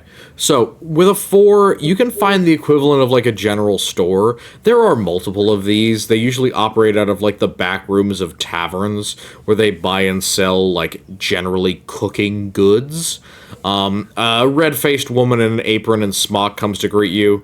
It's definitely like mid-time for them to be doing business as far as lunch hour goes, so it's a little bit around noon by the time you get out here. You can't see the name of the business, but she is sitting at a stall outside, and she notices you kind of staring and looking around, and gestures over and says, "What can I do you for, dearie?" I'm kind of walking, looking around. I'm looking for like, I know what the stuff that you bake with is. I know what it looks like, but I know what I've it never looks heard like. anyone say it before, so I don't. You've never really heard the know term how to say it. flour? Well, if I see a bag with the word flour on it, if I've heard someone say flour before, I probably assumed it was like a flower that grew out of the ground. I would assume that you've like eaten bread at some point. Is that inaccurate? You're not that isolated from society. Yeah. I mean, you were I in the know. puddles. I was on the puddles, but I also lived in a hut. Oh yeah, away that's from fucking true. pretty much everyone. Fucking nobody in this campaign other than Roland had a civilization growing up. Yeah. Yeah. We're learning how to survive in a city today, kids. Steph, Becky what- is more. Does Roland Becky need is to more or babysit less all my of you character's throughout the city? only, Jesus Christ. 100%. like actual socialization. Yeah, so you probably wouldn't even know to walk up to the back of the business. You just walk into the front of the store, and ask for what exactly? I want to know exactly what you ask this rather haggard-looking bartender as he stares you down, hoping that you're not here for a midday drink. Is the things like on display? Like He has so I can- 'cause I can- bottles of liquor, and a couple other people around the bar are eating something that is the equivalent of like rolls and stew, like a noonday meal. Wait. I thought we question, were is at the person selling baking goods. Yeah, that was if you actually knew how to get around a city. I had forgotten that you have no fucking house training, so I'm just gonna say that you walk into a random ass business, assuming that you will be able to find cooking supplies from somewhere. Yeah, Roland assuming that he could direct you around. Yeah, I was gonna say, rolling assuming that you could direct him around was not too effective. No, I think. Let me think about this for a Realized he ruined his second. mistake. Yeah. I assume that Roland is just having an absolute whale of a time watching these hickbillies try and figure that out. He's like, well, I guess this'll be. I guess this'll be. Okay, how, okay, my I got journey it. I goes. got it. All right. Let's hear it. Need baking for friend. Are you looking for supplies then? Yes. Yes. Like he's looking over the counter at the bird, which is very short, croaking up to him with a giant mushroom on its back. Well, if you're looking for supplies, go out around the back, and there's a stall out there that you can go to. Unless you're looking for food now, in which case I can place you an order if you would like. Thank you. All right. We can now correctly head in the right direction. I just Hooray! needed to qualify and quantify. I will give you a new piece of information because that seems fair. Roll for me. Sent you. Roll for me a perception check. Okay.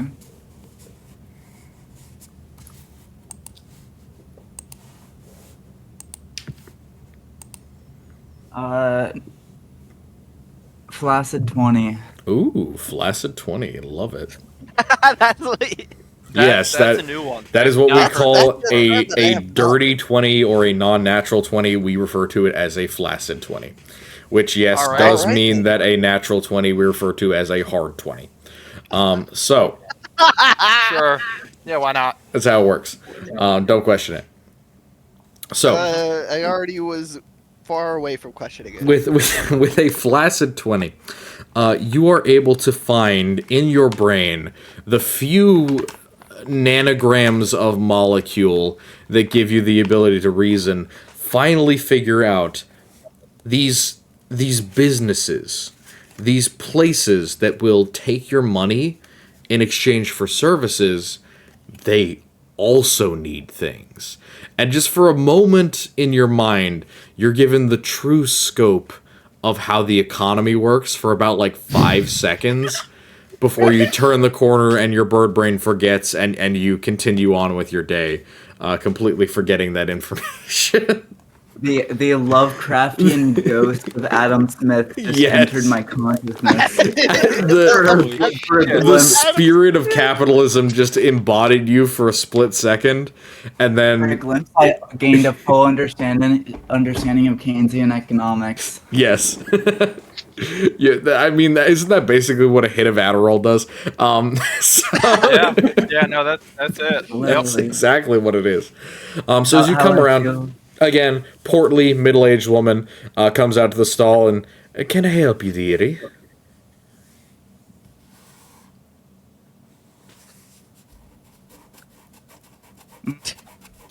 So, I'm kind of looking around. There's stuff on display, right? Yes, it's mostly flowers here, but you also see at least 2 or 3 bottles of liquor, and 1 or 2, like, you know how, like, convenience stores and other, like, fast food places will have plastic food in the window? Yeah. That is, like, to show you what you can order? Yeah. This one has, like, a couple of pastries that are definitely a couple of days old. They're hard and a little bit lackluster, but they're at least holding up for the moment. No mold or anything.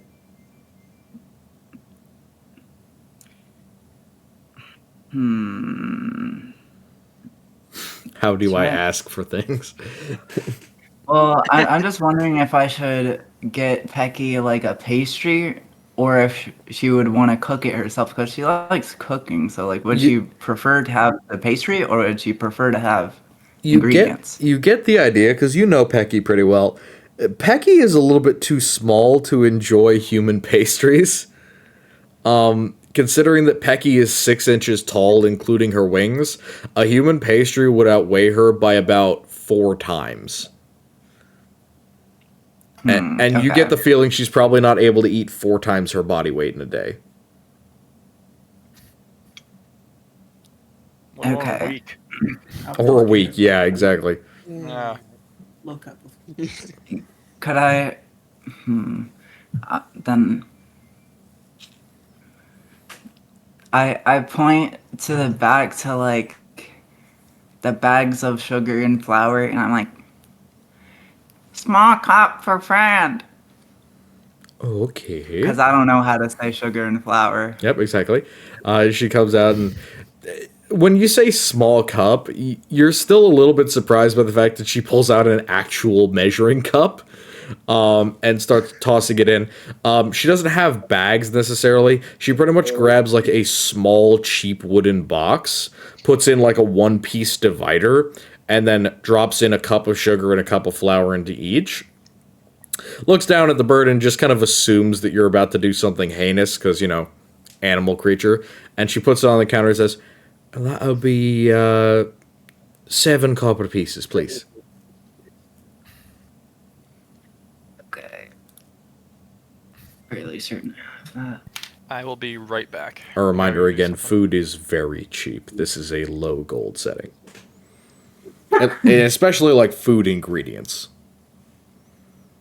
Also, yes, sugar is relatively common here, mostly because there are some pretty hot territories, especially along the coast between Cuesta and Daggerlot. It's not Hey, like wait, question. tropical, but it's close. Yeah.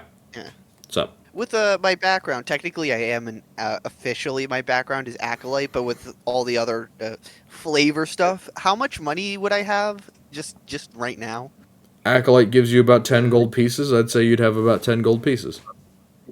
All right, we're going to give myself 10 gold pieces. There we go. Again, in a low gold setting, 10 gold pieces is the equivalent of like a year's work for your average peasant laborer. So basically, what I do. No, acolyte is not a peasant laborer. Neither is sailor, technically. Peasant laborer is like a farmer or Oh, so I'm actually getting paid a good bit more than a peasant laborer? Yeah. Sweet. No, like a solid bit more. 10 gold pieces would probably be what you'd get in a couple of months in terms of pay. Oh, well, that damn nice. I Damn, think I'm pretty sure I I'm went living hermit for my background. I'd have 5 gold pieces. There you go. Split that up into copper and silver, So, and she can I pay you thought- back. All right, throw up 7 copper pieces onto the counter. Yep. And Well, you throw up a gold, and then she exchanges you out for some copper and silver. That receives you with 7 copper received. You would get back 9 silver coins and 3 copper coins.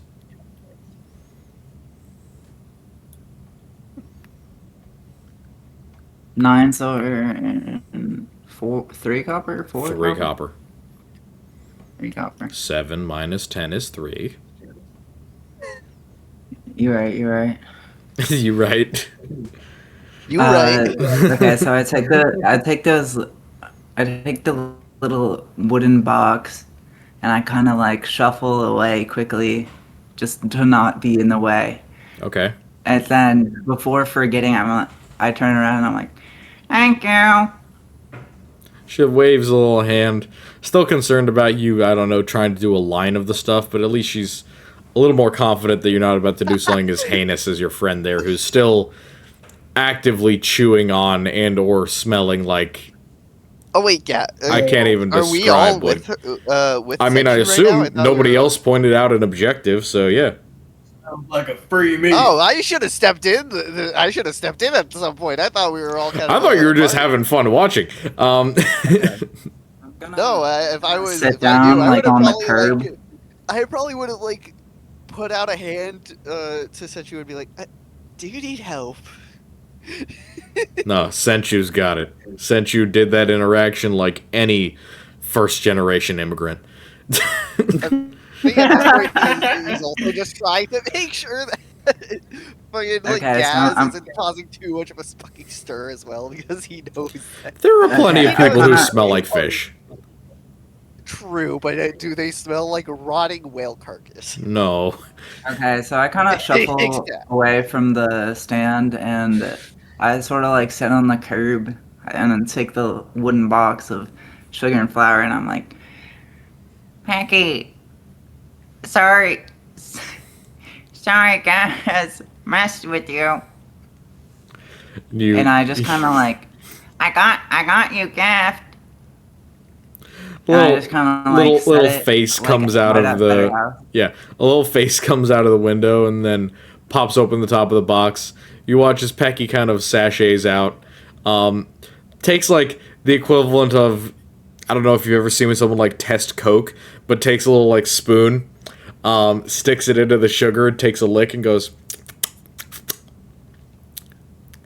"This'll do. This'll do for now. We'll see about more in the future. This I can take inside with me." And she kind of, you watch this very small flying creature attempt to move an object that is probably just a tiny bit heavier than she is, and you get the distinct impression of like a 98-pound woman trying to move a refrigerator. And it takes her a few seconds, but she's dedicated enough that she can kick open her own door and shove the box entirely inside. Within a few minutes, you hear some humming from inside the box, and the tiniest little wisp of smoke comes out of the top of the mushroom through the mushroom chimney. Does it smell like cooking? Like It smells like cheap firewood and or like burning hair and sawdust. Aww. She doesn't have any choice fire starters, so she kind of just rips feathers off of Senchu and or grabs stuff that's just around her while she's sleeping. I think Roland's gonna smell this. I have a tinderbox. Yeah. Can I like help her out a little bit? You literally cannot fit your hands into the mushroom. I'm sorry. Oh. Like, it is, again, the door is like 5 inches tall. It would be a little How are hard to my whip in hands there. not 5 inches tall? Because you're covered in feathers, and also just 5 inches is not a very big area for you to move in. And considering how confined the actual interior of this dollhouse You kind of essentially need is. both hands to use the tinderbox. Yeah, exactly. But she can do it herself. She can cast enough magic to figure out how to start a fire. Yeah, she got it. She got it. I gave her the. Yeah, Sure, I Pecky's don't- good. Pecky's good. Yeah, she'll probably get annoyed if I keep trying to help too much. Yeah, especially she'll get annoyed if you fucking shove your giant ham-handed fists into her space covered in feathers. Yeah, so I'm not gonna do that. Yep. All right. So the pixie is appeased. Alright. What Yeah, is what's I'm gonna next? just kind of rejoin the group after sitting down. All right. What is the group TM doing? I think at this point we should probably head over to a tavern, reconvene, and get fucking Gaz some alcohol and a bath. Oh Jesus. There is that. I'm not the only one who needs a bath. That is No, technically but- true. True. We'll get Norbert a bath too, and you know what? Fuck it, Roland is a fish one. Norbert is homeless. Are we just going like on the other side of the street from the Yeah, to the there's. place I went in originally? I would assume no, that would be just like a bar. You're looking for more an inn that will have baths. There are 3 major options in Cuesta. The one that you already know about on the high street, which is the Wave Mother, which is the one that you were recommended to go to in order to find Mr. Fick, where he was last located. There is one in the slums, and then there is one closer to the Port Commercia. Whichever one you'd like to go to, feel free. I mean, I Wave think Mother. Roland Kill is a definitely couple gonna be. birds with one stone. Although I don't really like that saying. Ah, yes. I will hit you with a think rock at Roland's some gonna point. Yeah, Roland's gonna help these motherfuckers get to a good place to get a bath, and then at least once they're at least clean in a sense and not smelling too horrible, he'll invite them to like if they want better, slightly. I guess would it be cheaper or would it be just better in general? His Roland's housing. Because he already has housing, essentially. Well, yeah, so you have the equivalent of like a cheap flop house. If you've ever heard of like Britain during the Industrial Revolution, you had 2 options. You could put down a penny for a place where you had to stand up all night if you were homeless, or you could put down 5 pennies for a place where you could sit down but you still weren't allowed to sleep. That's the equivalent of where you stay. But, as Chaucers, you have slightly more rights and slightly more reasonable, cheap, and or free accommodations. Also, let's be Good. real, most businesses are willing to give the literal CIA operatives / government mercenaries a bit of a discount, as long as you don't abuse it. Yeah, and I think Roland's persuasive. He can probably get at least. He can probably get us pretty good. So yeah, he'll probably take his new housing options that are slightly better. Alright, so do you want to head out to the Wave Mothers to try and find a house, or do you want to go secure yourself a spot near the garrison first? The garrison is like almost free, whereas the Wave Mother's just going to be at a discount. What would be better lodgings? The Wave Mother, Just in general. objectively. The garrison is like full of other soldiers, not to mention other Chaucers who are also not very successful. With my current, with what I currently have, I could probably, with what we currently have, and with me being able to probably haggle a bit, I could probably get us a good rate. It would probably be nicer and worth the extra bit. A Probably. comfortable bed is worth a lot. That is very true. Alright, so we're heading over to the Wave Mother. Anyone else got something else to do before we head there? I'm happy to split the party and do specific things first, because we have plenty of time. No, I'm all good to go to the Wave Mother. Picky is Yeah, I'm just gonna be appeased. following Roland. Yep, the moldering whale flesh is in your belly. Raptor, I think, Raptor, you wanted to check out the alchemist shops, right? Yeah. There are some along this strip. They aren't the most fancy. You do notice one in particular that has a name that stands out to you. Not necessarily in a way that's a good thing. It kind of looks a little bit more run down, especially considering you're in a street outside of the Forum. It has the title of Garabon's Magics, spelled with a K. So there's Garabon's Magics, and then there are several other more normal alchemy shops that have exactly what you're looking for in terms of, like, I will allow you to make a claim for any alchemical item, and then we'll just haggle over a price. I think Garabon's magic has got some character. So, Put nicely. Garabon's Magics, the best that I can describe it is a very old business. It definitely looks like it was built kind of slapdash into an alleyway. And the fact that the building itself rumbles every couple of minutes reminds you that not always are magical shops necessarily safe.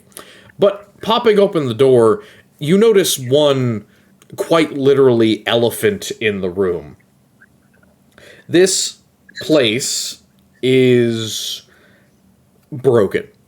A lot of the building's fixtures have been crumbled or broken.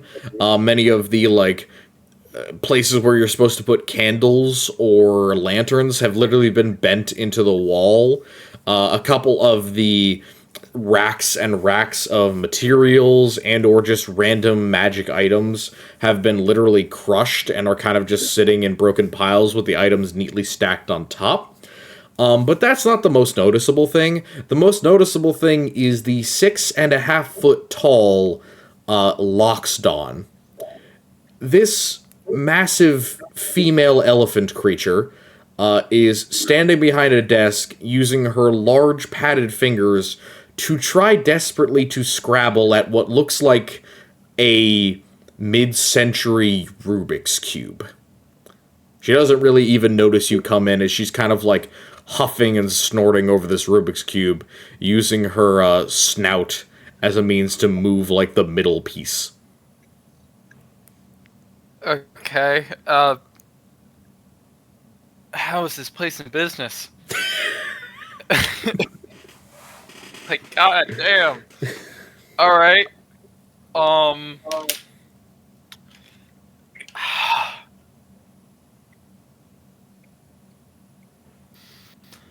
With that well of information, I guess I go up to her and... Yep. Once you get within a few feet, you watch as the elephant literally shies.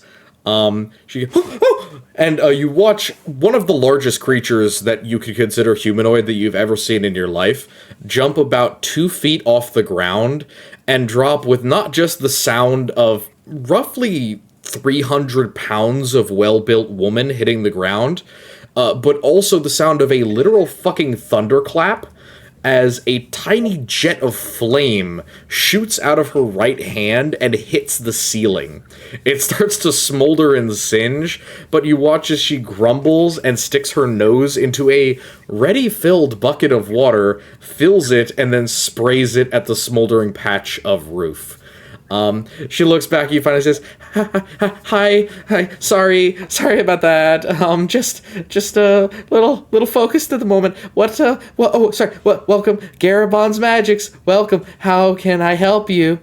She kind of tucks the Rubik's Cube away in, like, the back of her skirt, and, folds back her giant floopy ears, pretending like she didn't just burn the fucking ceiling. Alright.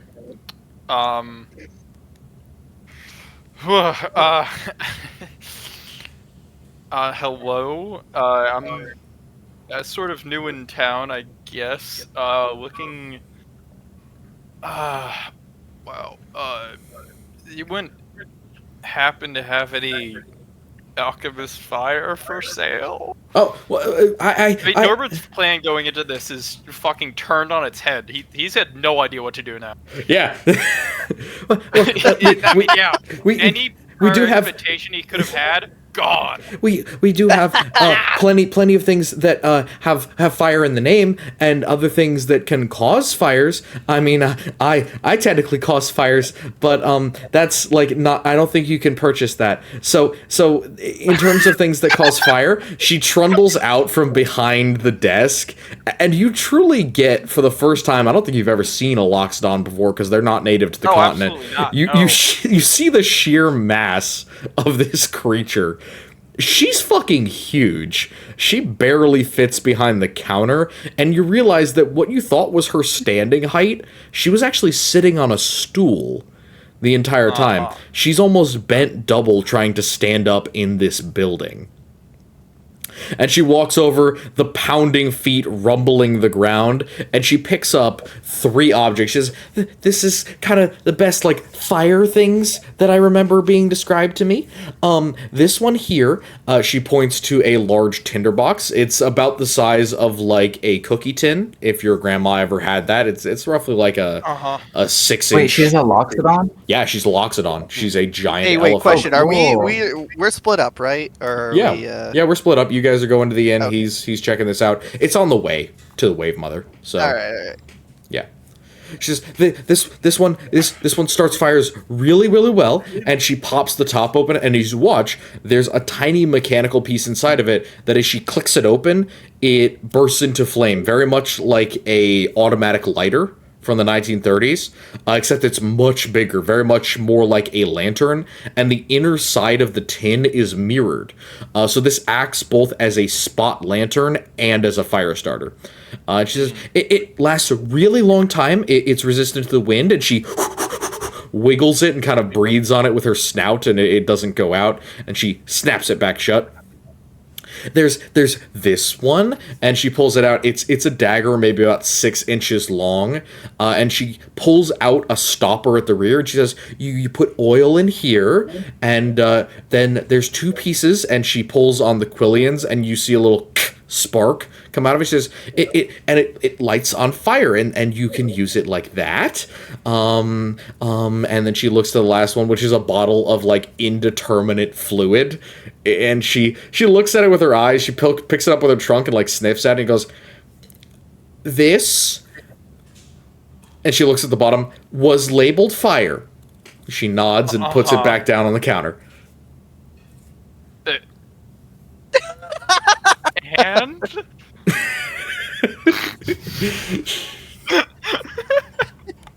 And and that's what I can tell you about it.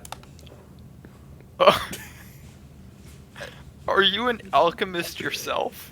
No, my husband, he ran this shop, but he passed away some years ago, so I've been trying to do it in his place. And she makes like a really defeated, grandiose gesture, like she's trying to wave her hands, but you watch as one of the big flabby hands smacks like a wood veneer and shatters, and she says, "Shit!"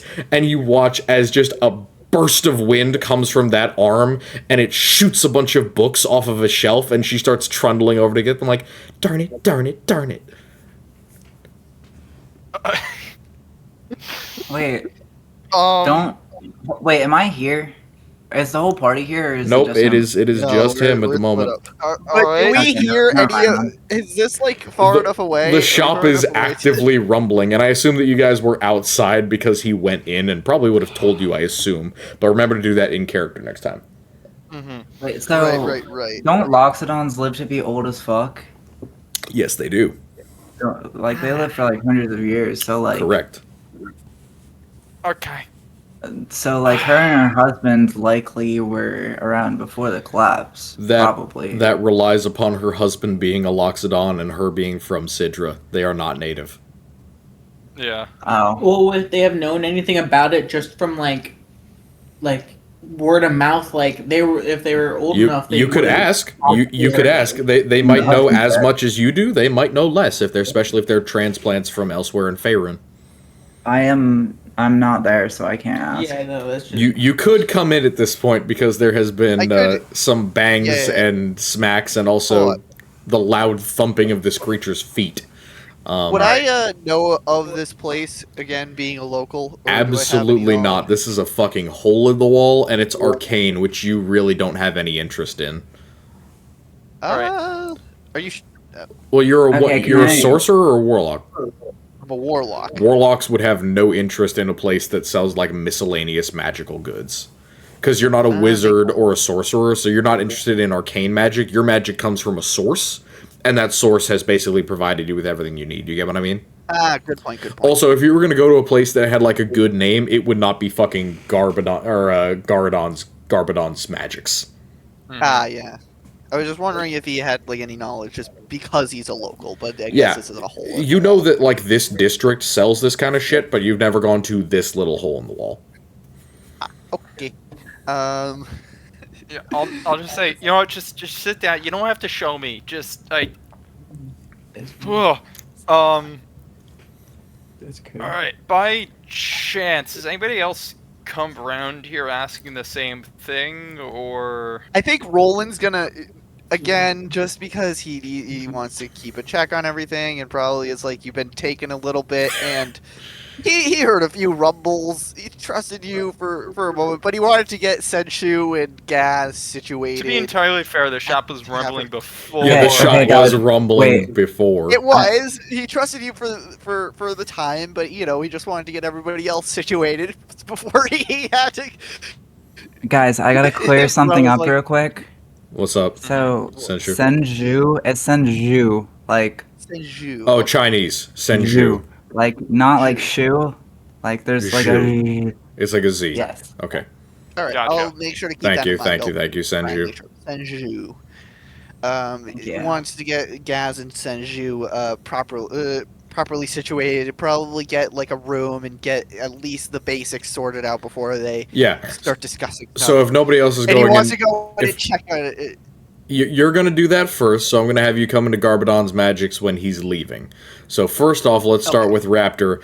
In answer to your question, do you remember anyone else coming in? She taps like the very tip of her blunted tusks, which you notice have been shaved down to the point where they're more like fangs than they are like tusks. They're kind of just sticking out of her face maybe a quarter of an inch rather than the foot and a half that they could be. Not that you would know. And she taps and goes, No, to Well, me that's just how they look. I remember a lot of people coming in, and some people were looking for items, but most people were looking for items. Some of them were looking for scrolls, which we do have, but I can't read them, so you can tell me what's on them if you can read them. But yeah, several people came in looking for them, but how long ago? One came in 2 years ago. I remember one came in 15 years ago today, but that's from the records. I wasn't actually here when that happened. Girl, how do you remember so well but can't read? Oh no. Common changes based on the continent, remember? No, that's fair. She's a transplant. Yeah. Brought here for matrimonial reasons. Explains a lot. All right. Yeah. Anything within the past few weeks, like a month, maybe a return customer after, like, was here a month ago, then came here like a week later. Well, roll a d6. Minus All 1. right, rolling. D6 minus 1. Ooh, 3. did that go through? Yeah. She shakes her head and says, No, nobody of that description. A month ago, we had someone coming in looking for water potions, breathing potions, things like that. But nobody's come in asking for fire other than you. And we don't have anything of that sort. And she kind of gestures towards like the racks and rows of potions, anything that people would be coming in looking for specifically. It's an odds and ends shop, if you understand me. We take a lot of surplus inventory in, but a lot of the things that people come for, their first choice isn't here, sadly. Okay. If I were to be looking for those, I mean, that kind of like a long-lasting fire, where would that be? Well, and you see her take out like a relatively large logbook, and she pulls it up and starts leafing through the pages very quickly as if she knows what page she's going to. And she finally stops on it, points a big kind of slab-like sausage finger at the page and says, right here. This one is not the mom and pop shop. This one is right across the way, 2 doors down.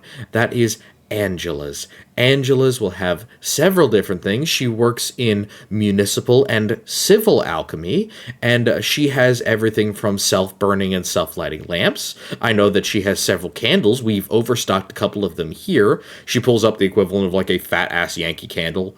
And just, if you're looking for something that will burn for a long time, or for something that will, say, like, clear land, is that what you're looking for? Something that is, like, for farmland? More like a fluid. If like long and hot. Yeah, you're still, Angela's is still, I would say, your best bet. I mean, you can get that from a lot of different places, if you're looking for what I think you're looking for, but, yeah, Angela's probably your best pick. All right. And he'll kind of look around. I mean, while I'm here, I might as well do some shopping. You know. All right. What are you looking for? This is an eclectic mix of items. Again, just give me the odds and ends. Just start listing shit. That is exactly what it is. Almost nothing in this shop is labeled, and what labels there are don't seem to be correct or accurate. Should I? A lot of things look like they've been transported into different bottles. Like you see a mason jar that's marked health potion, and you see a brandy bottle that's been recorked that is marked potion of water breathing. We got cross contamination in the potions. Yeah, you see about 24 items that definitely look either mislabeled or they're different from, like, the industry standard. It's like if somebody were to sell you a bag of McDonald's fries out of, like, a Ziploc. That type of mislabeling or mispackaging, so to speak.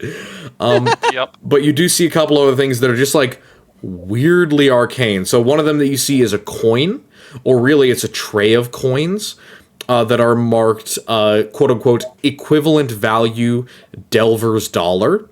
Another set of items that are relatively similar to, like, a cloak or piece of clothing. And they come in various colors, and they're described as chameleoline cloth. And then a final one that seems to be pretty consistent throughout the shop. You see several things that are marked as healing potion in quotes. Like scare quotes. Healing potion in, like, scare quotes. Not gonna touch that. Is there? I figure there's probably nothing like. Nothing here is overpriced. Nothing here is extremely overpriced. Yeah, but is there? I figure there's probably nothing I would find too interesting, or my character like nature related or like. Oh, you could definitely roll. Mushroom related stuff. You could definitely roll for nature related things. I'd give you a d6 if you wanted to try, because she has odds and ends that are up to like 10 years old. Oh wait, did we are people starting to come in, or are we what's going on? Oh, I got a 1. Damn. Okay, never mind. You're not here. All right. So Raptor, my buddy Norbert, do you have anything you'd like to buy? I mean, that chameleoline cloth, I guess, looks maybe useful, judging on, I mean, my interpretation of what it might do. Yeah. I guess. Yeah, so you pick it up and she kind of calls over. Yeah, we got a big shipment of that in. I kind of had to knit a couple of them myself. I figured out how to do that. It took me a little bit of time. But what it does is you think really hard while you touch it with both hands, and it changes color. Now, it can only do like one specific color, but based on what it is, I mean, there's underwear, there's shirts over there, there's cloaks, there's a couple pairs of pants. They get really shiny and sparkly when they're fresh, and then you can keep recycling the color every day, so you don't have to worry about changing your shirt. That's useful. You know what? Yeah. Why not? How much for like a cloak of this? Okay, so for a cloak of that is 3 silver pieces. How many silver is in a gold? 10. 10. That's honestly very reasonable. I mean, for what I might be able to argue is like Again, not advantage, but some plus to stealth later. Maybe, I guess. I don't know. I mean, it's a cloak that can change colors It to is black. a cloak that changes to one color, yeah. Yeah. Very, very minor magic item, so... Yeah. I feel like it could come in handy, or might just be fun as a gag at some point. The It Dark could be both. Horse It white could be flag that I might need for something in however long, maybe. Yeah, absolutely. I'm on board with that. It does take an action to change the color, because you have to focus on it. But it can change to any color of the rainbow. It is nice and shiny and sparkly and satin. So it is definitely more expensive than most, but it is in no way a more, like, fancy or complicated cloak. Like, it's not covered in fur or lace or anything like that. It's just like a standard traveling cloak that happens to be able to change color. And it is Can it change one it to one monotone color. Okay. Question: can it change it to any solid color, or is it just like A Roy G. Biv black and white. Cool. Oh, okay. So All only right. colors of the rainbow. That's still not bad. Anything you can get from a hexadecimal, sure. Sure, yeah, let's go with that. That's actually pretty good. alright, I think I could Yeah. argue that for some stealth Can I? stuff. I'm gonna change my cloak to 6BC ADF. You don't get this because you're Yup. not here, bird. Senju. Alright, I know. I was making an out of character joke, Alright. Chad. I know I'm being funny. Alright, so, 9. for those of you who are not fucking with the Loxodon, which, by the way, the moment that you make a purchase, you watch as she, like, takes a step around the counter and just... I don't want to say picks you up so much as, like, attempts to hug you. But in a way that this creature is too big to physically do so. So it's a lot closer to, like, a grapple that you can't quite resist without being rude. At this point, is this? I mean, is this? Norbert's big. But Yeah, like, Norbert is yeah. big, but he is not Loxodon big. No. A question. Nope. So is this the moment that Roland walks in, or is No, you're still setting up the rest of the folks in the end, sorry. All right. You know what? If you get any new, Yeah. you're not getting new inventory. What am I kidding? Yeah. She picks you up and says, thank you so much. It's so we'd never have any business. It's so good to have people here. I'll make sure to recommend your shop. Please do. And like she's still holding you, and then she puts you down for a minute and takes a and walks back around the counter and counts you out your change. Cool. Great. So awesome. Man. Alright. I guess I bid her farewell and leave. All right, off to the Wave Mother Inn. Finally, I can go to the next fucking slide. Hooray. Hooray! Huge for the program. Huge for the program.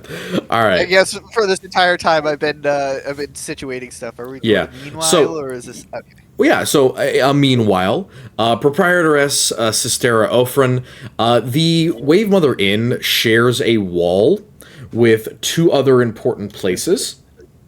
One of them is a pretty important spot at the very end of the High District. There is a specific area. Sorry, I'm looking through my notes here.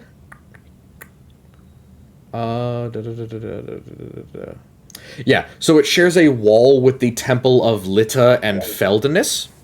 For those of you who are not aware, Litta is our spirit or god of nature for the Sidra setting. Yes, we have our own gods. So Litta is the goddess of nature, and Feldenis is the god of war, essentially. So you can consider him like a slightly modified version of Ares. So they share a wall with this temple. this bifurcated temple, which most of the temples in Sidra are, and it is in the more holy district. So that is only one of several churches in the area, and the fact that the Wave Mother is part of this area makes it very, very ornate. The exterior of the building is covered in marble blocks. Many of them have small frescoes or carvings on them, and while the exterior is very grandiose and very in keeping with the temples around them, the interior is classic, comfortable inn. It is a 3-level inn. So it is, bottom level is bar and entrant. The top level is essentially a balcony, working quarters, and suites. And then the middle level is most of the regular residences. It has about 10 to 15 rooms, depending on how you want to split it up. And you are immediately met by the fact that this is a very busy inn. There are not only practitioners who are of the clergy in here, you can instantly recognize them not only from the cloaks that they wear, which are obviously of Litta and of Feldness. They're split half and half, and also from the fact that they are spending quite a bit of gold in here. So, you can see several individuals moving around. Most of them seem to be young half-elven girls in the range of 10 years old to about 16 years old. And behind the bar is what is likely their mother, given their genetic imprint. A woman in her mid-40s. Clearly half-elven as well. Can I hop over to the Temple of Litta? That was the nature one, right? Yes. Yeah, so Okay. as you head around the bend, essentially, or to the next wall over, the Temple of Litta and the Temple of Feldness is, again, just one of several temples in the area. Almost all of the temples in Sidra, as a result of both the collapse and some traditions brought in by the original Heroes Party, are bifurcated, meaning that they service two gods in the same building. Meaning two different priesthoods, and two different groups of people come to worship at the same institution. In this spot specifically, you can see that Feldness holds the interior court, so the building is kind of in two large blocks. The front half is indicated with a lot of areas that are clearly Feldness related. Feldness's main symbols, as you can see here, are broken weapons.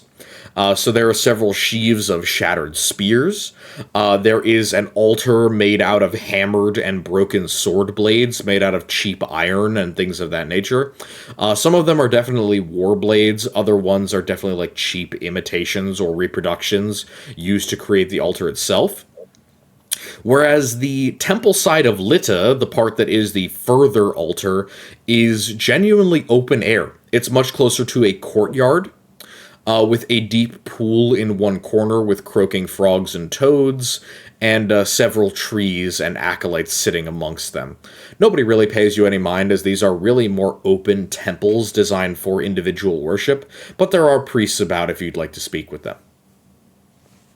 Can I talk to the just priests?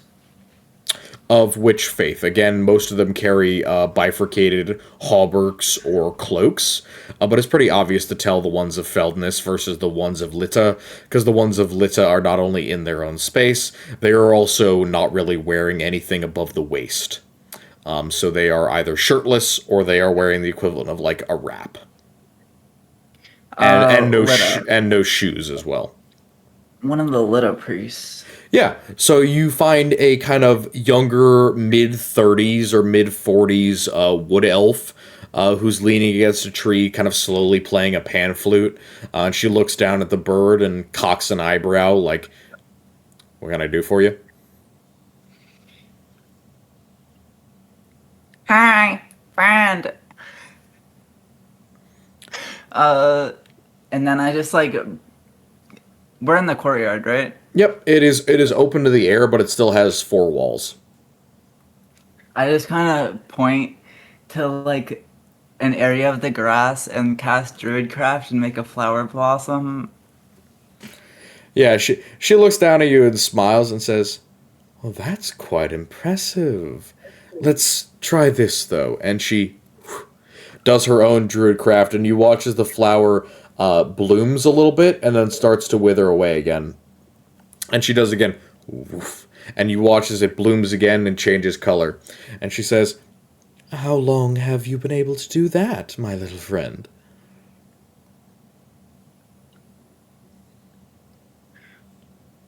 Long as can remember. I see. I live alone.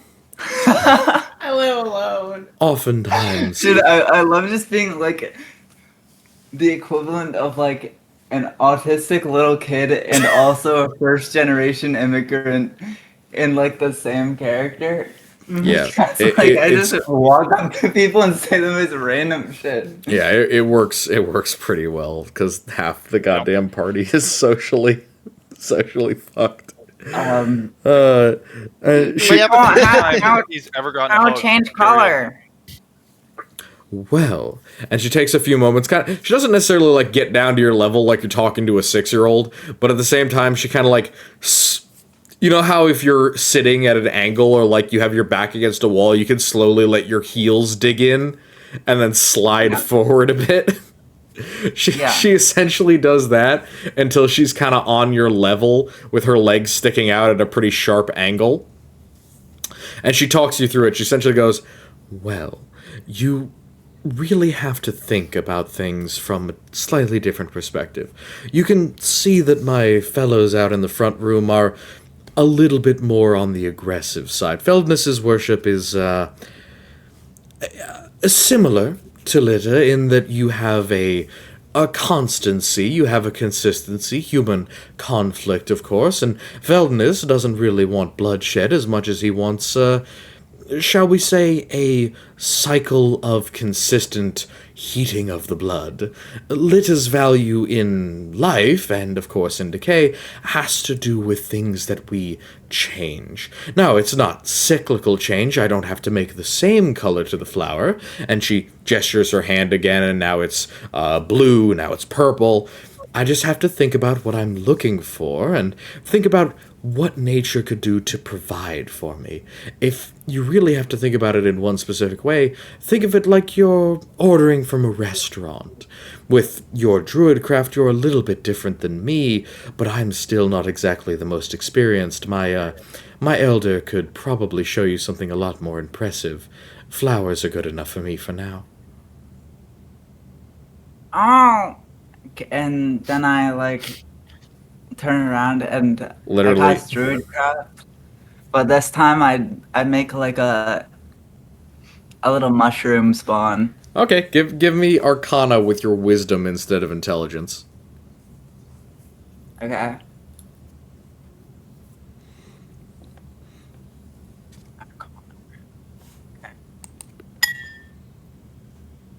Um 12. 12? It's not really exactly what you were expecting. Rather than mushroom, you actually get moss. So on the very base of the tree that she's leaning against, a couple of fronds of grass kind of wither away and then quickly flex and bulge up into a tiny little module of green fuzz. And she nods her head and goes, "A good start. One plant to another is usually pretty easy, but trying to change something about an actual plant, that'll take some time.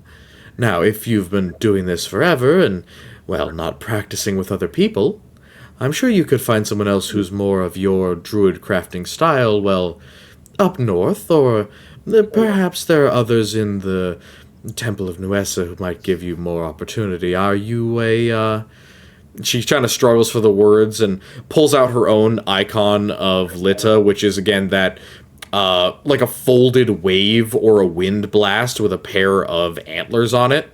And she says, "Are you a follower?" I kind of like don't really understand what she means by this, and I show her like my little Chaucer badge thing that I have. I'm like, looking missing person. Looking. Ah, yes. Well, I can tell you that we've been taking in considerably fewer vagrants as of recently. And she looks a little bit uncomfortable at that, like it's something that she doesn't really want to admit, like it's a little embarrassing. I'm afraid it might have to do with those disappearing people, but I'm sorry, I don't know anything else about that. And, well, that pin, I do know, means that you're probably looking for something a little more concrete. Have you figured out anything? We're still kind of wondering about where a few people might be, especially younger people. Not yet. Looking for leads. Oh, well, I'm sorry, I can't tell you anything. We don't have any individuals of that age here. We used to hold small group sessions, but those tended to terminate during fishing season, unfortunately. Young folks being drawn to the sea and all that. Thank you, Of course. Fran. Little bless you, little bird. And I kind of just like I try to like perfectly mimic. Let her bless you, bird. Works. Works very well. She's quite unsettled. All right. Roland. Roland, for the love Yes. of God, let me Big please give you win. the opportunity to lose some money.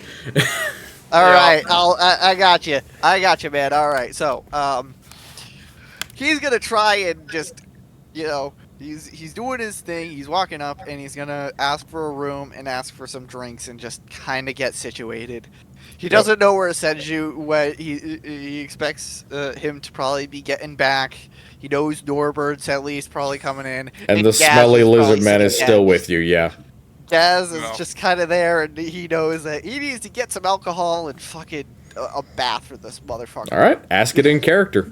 Are we at the Wave Mothers in the? Is that the one where that guy went missing? Yep. Sistera Offrin is kind of looking at our intrepid Roland and going, That's why I was asking the priest for.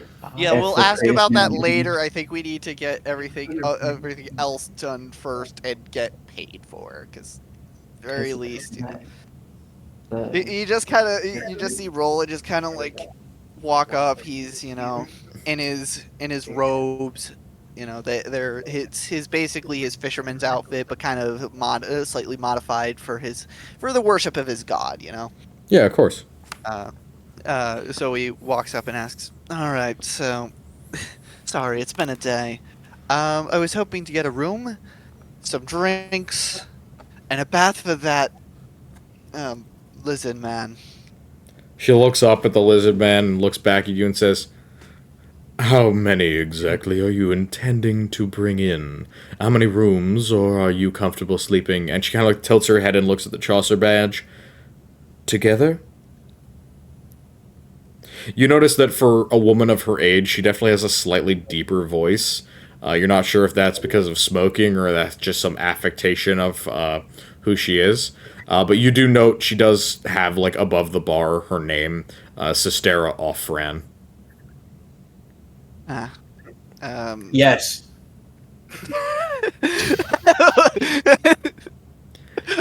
She barely even, like, notices the lizard man. Like, she hears the yes, looks up for, like, a fucking half second, and then looks back at the elf.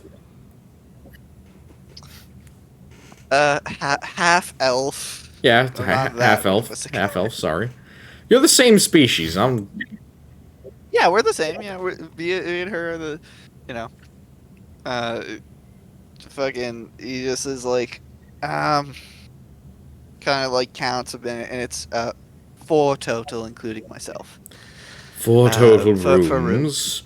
Are you staying more than one night, or are you just here to scope out the place? Most likely more than one night, but it is on business. Very well, then a business discount then you will get. How many nights I would need that ahead of time unless you'd like to pay for the evening and then pay further. I will say that if you pay ahead of time for multiple nights, then room and board are included.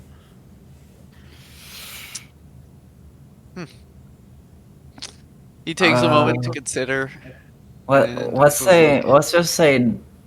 Let's pay for 2 nights A because week? he wants a report in 2 days, right? So Yep. we Oh yeah. can Yeah. we can Yep. safely Then- assume we're going to be here. And it's for only 2 about days. noon, right? I mean, it's only about like 1 to 2 in the afternoon right now. Yeah. Yeah. He'll consider and he'll be like, well, we're on business for about 2 days, so I'll say 2 days. How much is that gonna run us? That's going to run you, with the average discount, about 1 gold piece, 2 silver pieces, and if you're going to need more than 1 bath, I would say throw in an extra silver on top of that, and it'll be taken care of. He looks back at Gaz, and it's just like, you know what? To be nice, I'll throw in an extra 3 for that. Absolutely. And she takes it just kind of surreptitiously. It's a gold piece and 4 silver pieces, for reference. Gold piece and 4 silver pieces. Okay, so that means I have 6 silver pieces. Yep. And My Oh, you're covering my all this? my gold logic is everything is 10, 10, 10, 10. yeah, that's Solid. simple, sweet. I like it. Yeah. Yep. Yeah. Yeah. Works. So yeah. Yeah. Thank you for seeing. Thank you. It's been an interesting day. You're new to Cuesta then, I assume. I'm I haven't seen you before. I work the docks. I'm a local here. They aren't. And she points to the bird that recently came in and kind of shacked up with you guys, and then the lizard man. Now, Gaz, everything in here smells new. The only bar that you've been to in the puddles was probably selling the equivalent of, like, fungus beer and toilet wine. So, the fact that there are real glass bottles that you're actually allowed to drink from is kind of an intoxicating mental exercise for you, because it's something that you've never been exposed to before. Yeah. Not to I can mention imagine. clientele who aren't beating each other to death. Can I see Gaz kind of geeking that they have actual. He seems like, I mean, I don't really know, but he seems like he's kind of entranced with these glass bottles. Can I buy him a drink? Cause I kind of Oh, feel a little I'm bad that definitely my gonna be buying you friend guys. turned him into Buying a lizard. Okay, so one at a time. What are we doing? Sorry, What are we sorry. trying to buy? I was gonna say my character I think was already asking for a round. You may have walked Okay, in. yeah, then- your character then- though may have walked in after. Yeah, go ahead. Ask for a round. Go, be feel free to do your thing. Yeah, he looks. Since he's right there, he looks back. He sees he sees Senju kind of looking at Gaz. I look back at Gaz and I'm like, and we'll take a round for the 4 of us. Mm-hmm. Something light or something heavy for you all? What would clear out the smell of rotten whale the quickest? Something heavy? Beer. So there, beer. the drug system which I've created, which you guys have, legal drugs include small beer and mead. This place is more going to be serving lager and stout, which is heavier drinks. That would clear up his breath. Grain liquor would be another good option. Or you could try and buy some cigars or cigarettes from here as well. He'll just say something heavy. Certainly. Round of You heavy. do not want to know what was going. I don't want to know. I'll get the girls on it No, immediately. you do not. And Just like she says, "The keys for your room, there are number 5 on the rack." And she points to a series of keys on the wall behind the thing, behind the desk. And she says, "If you'd like to take a spot at one of the tables, one of my daughters will be around quickly to help you out." And you watch her kind of move over to the edge of the bar and place a tab down. So for the first round, that is going to be a total for 4 people, right? Yeah. 4 people? Yep. That's going to be Yeah. 24 copper pieces total for the first round. 24 copper pieces. Jeez. All right. Yeah. So 2 gold, 4 silver. No. 24 No, copper is two 2 silver, silver. 4 copper. 2 silver, 4 copper. Yeah. Sorry. Yeah, I misheard Jesus. it. Beer is... I heard silver. Yeah, this is lager and stout, so it's kind of a heavy drink.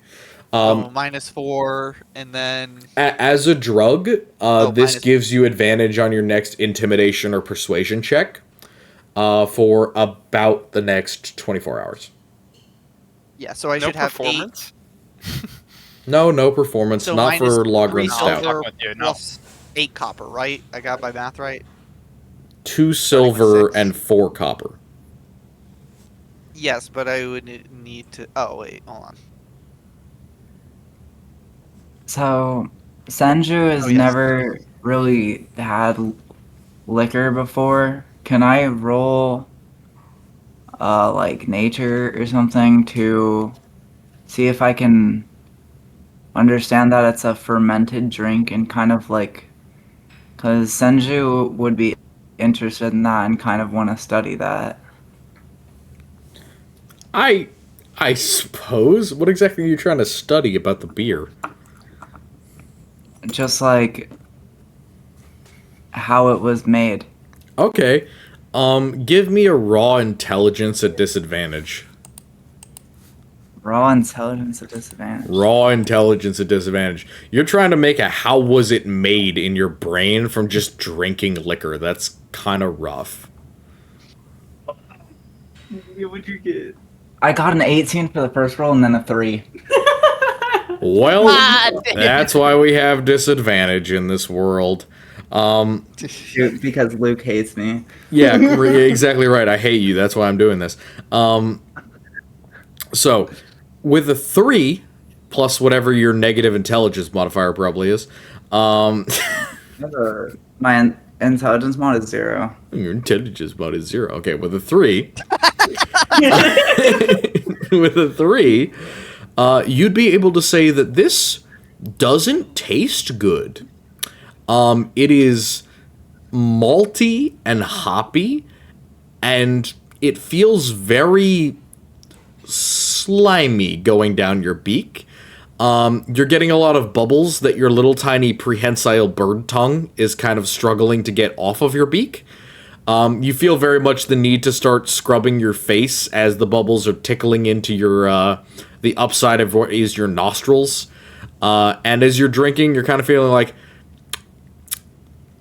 this must be something similar to, like, brewed liquor, like some sort of fungus. And you're like, I taste fungus or yeast or some sort of bacteria like that. You're not sure if it's supposed to taste like this or if it's bad. And you're having a hard time deciding, and as you continue drinking, you're like, I am disliking this more and more. I just look at the... I look at the proprietress, I kind of, like, gesture with my cup, and I'm like, fungus! How? And that's it. That's it. I'm gonna look over at how how does one How respond rude. to fungus? God damn.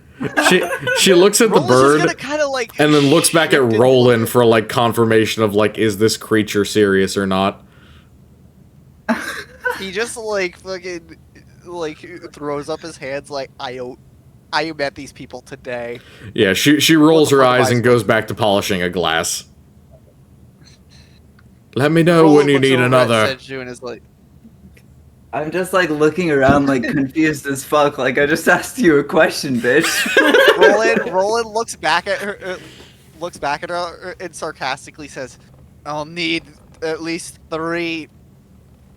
No, make that 4 more."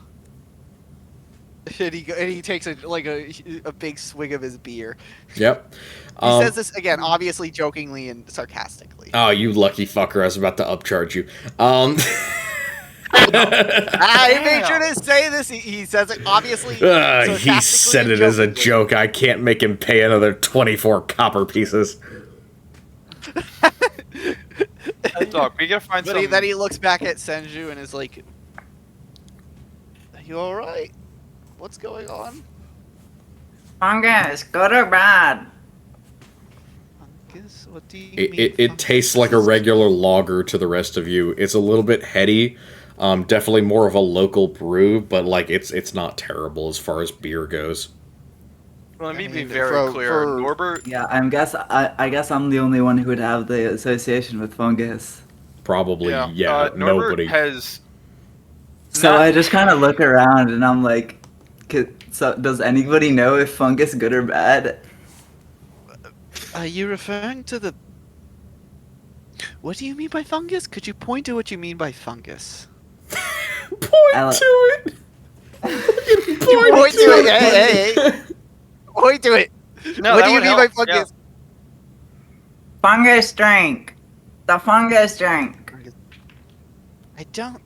Oh, it's not made of fungus. I don't believe so. What are you asking?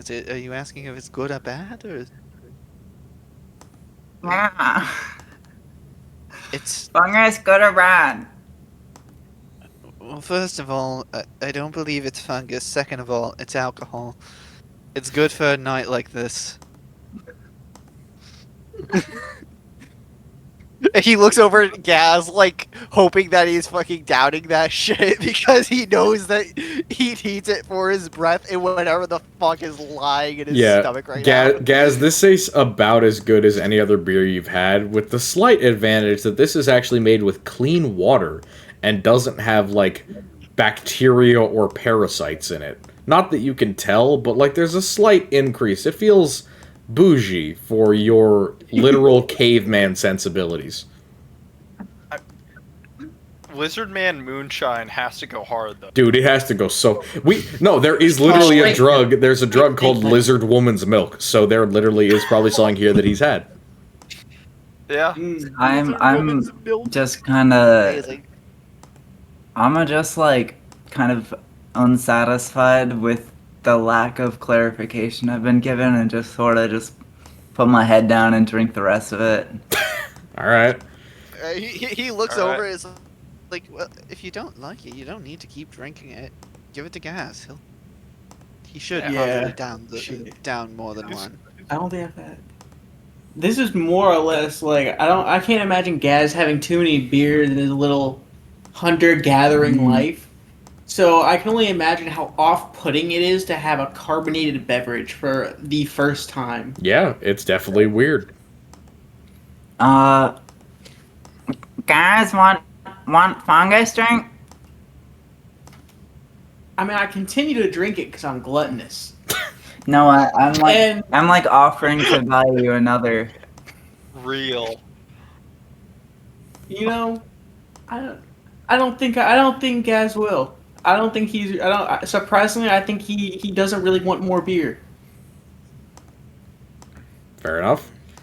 Alright, so Alright. with our beer consumed, what would we like to do? We have one individual coming back from the Salvation Army equivalent of a magic shop, and we have several other things to do before our session ends. So what would we like to do, ladies and gentlemen?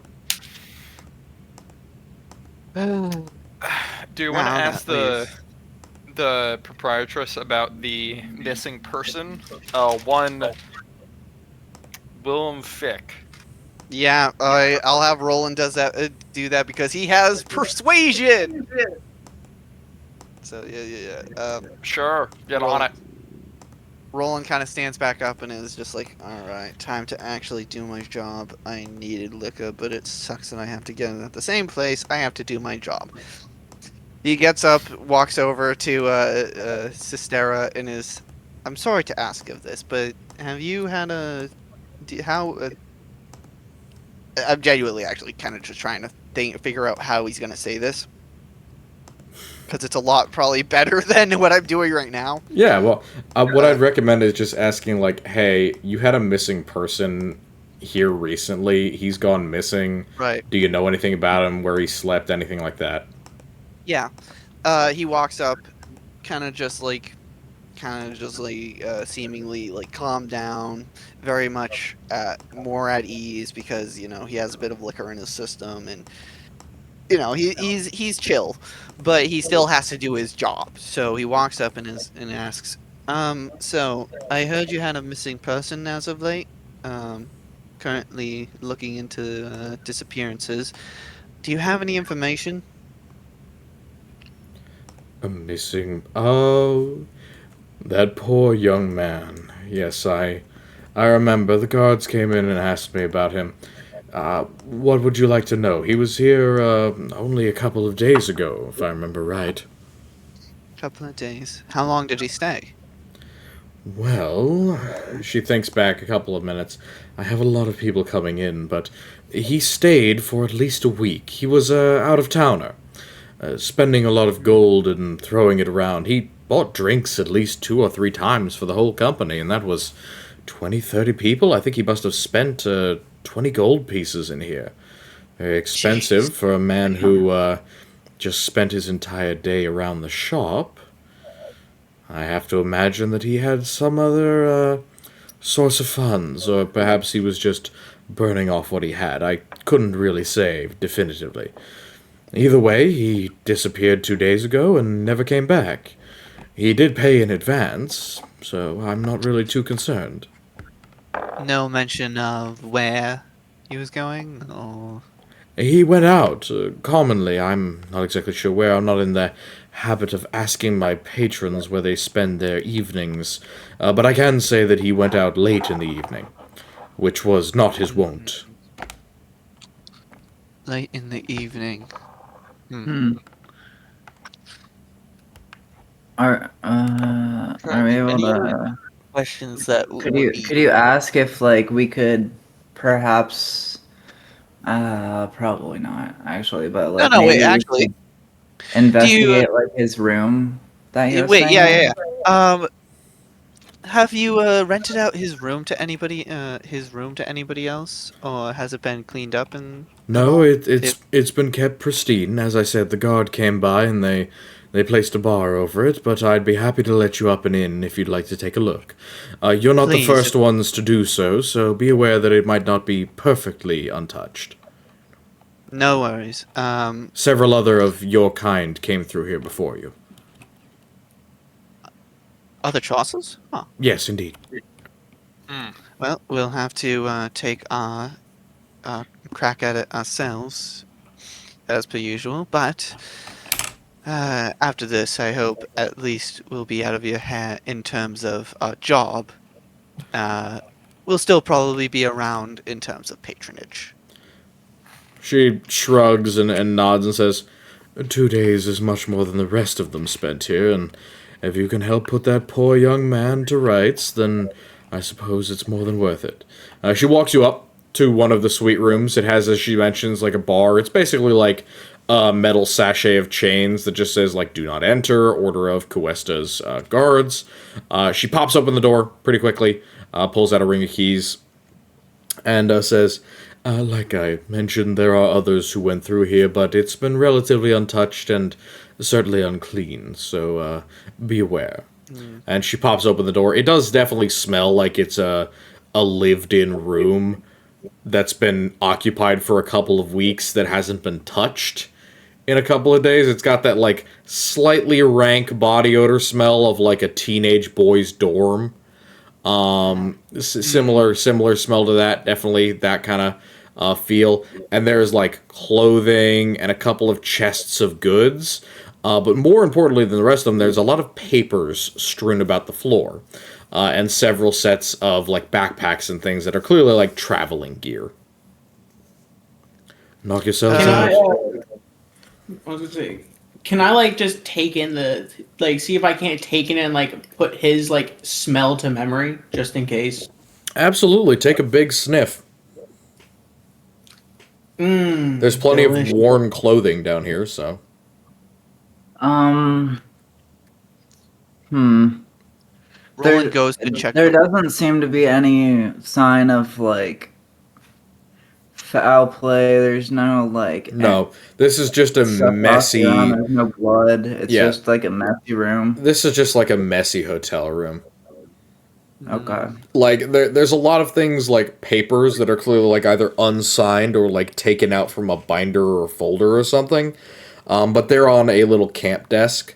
The clothing seems undisturbed, other than the dirty clothes, which have kind of just been balled up and thrown into a corner.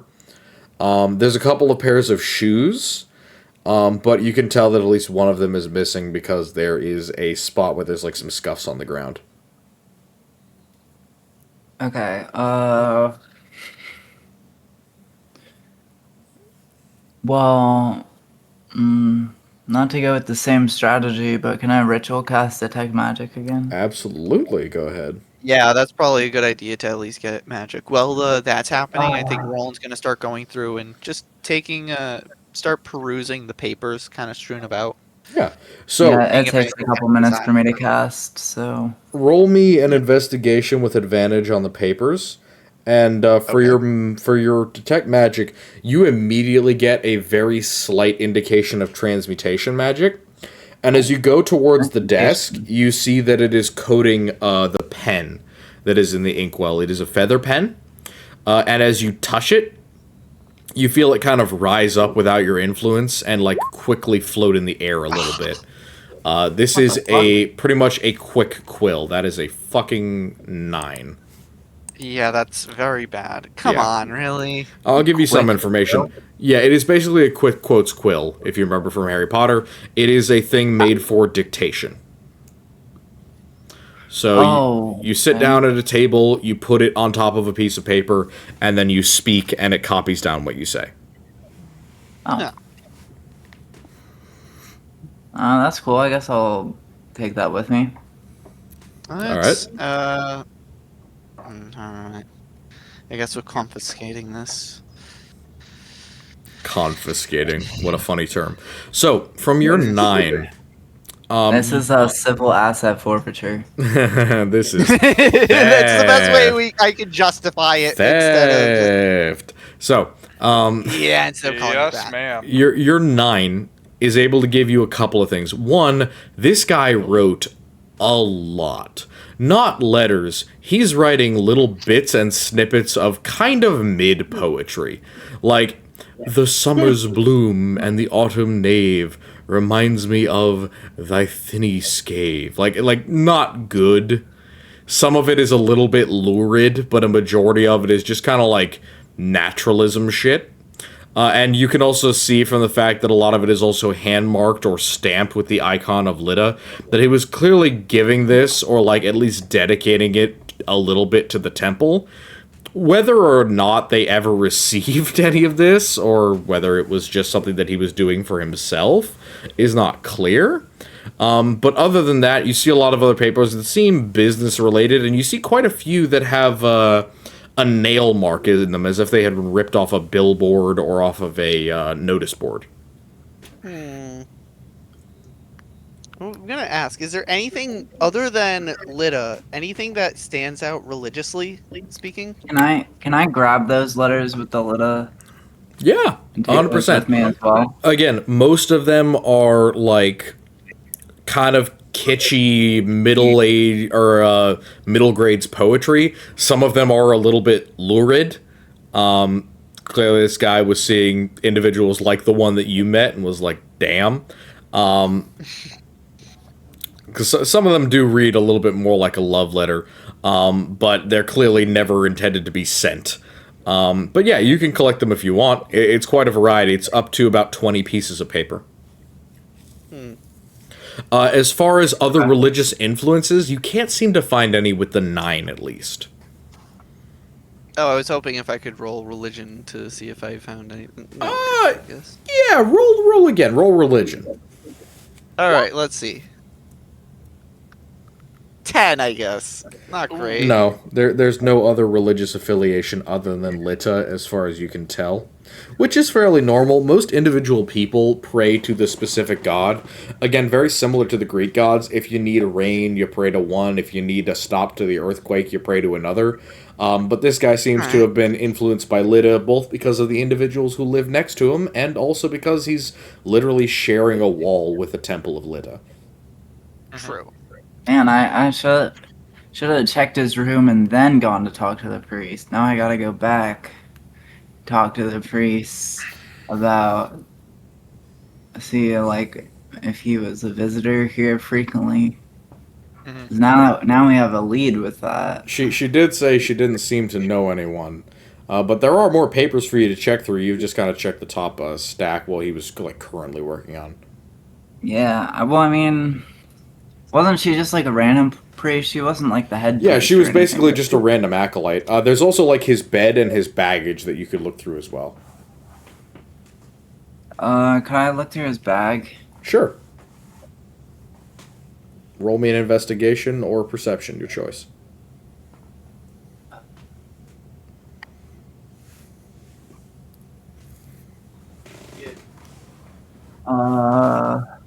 11. 11 for perception or investigation? Perception. Okay. Perception, you can see that there is something stuck underneath underneath his backpack, essentially. It's not sticking out, but it's like kind of wedged underneath there.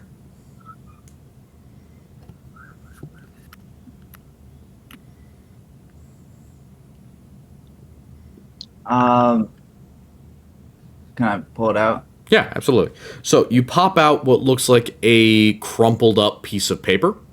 It reads as follows. It is really more like a slip, again, like those that you'd rip off of like a bulletin board. It looks like it's been crumpled up and discarded. It looks also like it's been ripped in half. The bottom half of it is definitely missing. It's about the size of like a large note card. It says, "Good work for high pay. Dockside District Pier 7.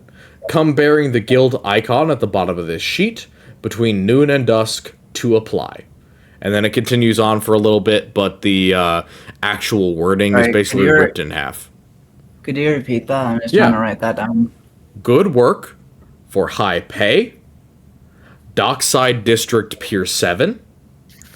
Come bearing the guild icon at the bottom of this sheet between noon and dusk to apply. It's no different from any other like employment ad. But the requirements, and especially the guild symbol, is weird because there are no guilds in Cuesta. That's not really a system that has been maintained since the Westland Alliance has been organized. And a local would probably be like, what the absolute fuck are you talking about? Guild? Because those types of specialists, that type of specialist organization, really hasn't been a thing for a long time. Like, Yeah. well Wait. over 20 years. Yeah, question. Is this communicated to the rest of the party? That's up to Senju. I'm gonna read this for a second and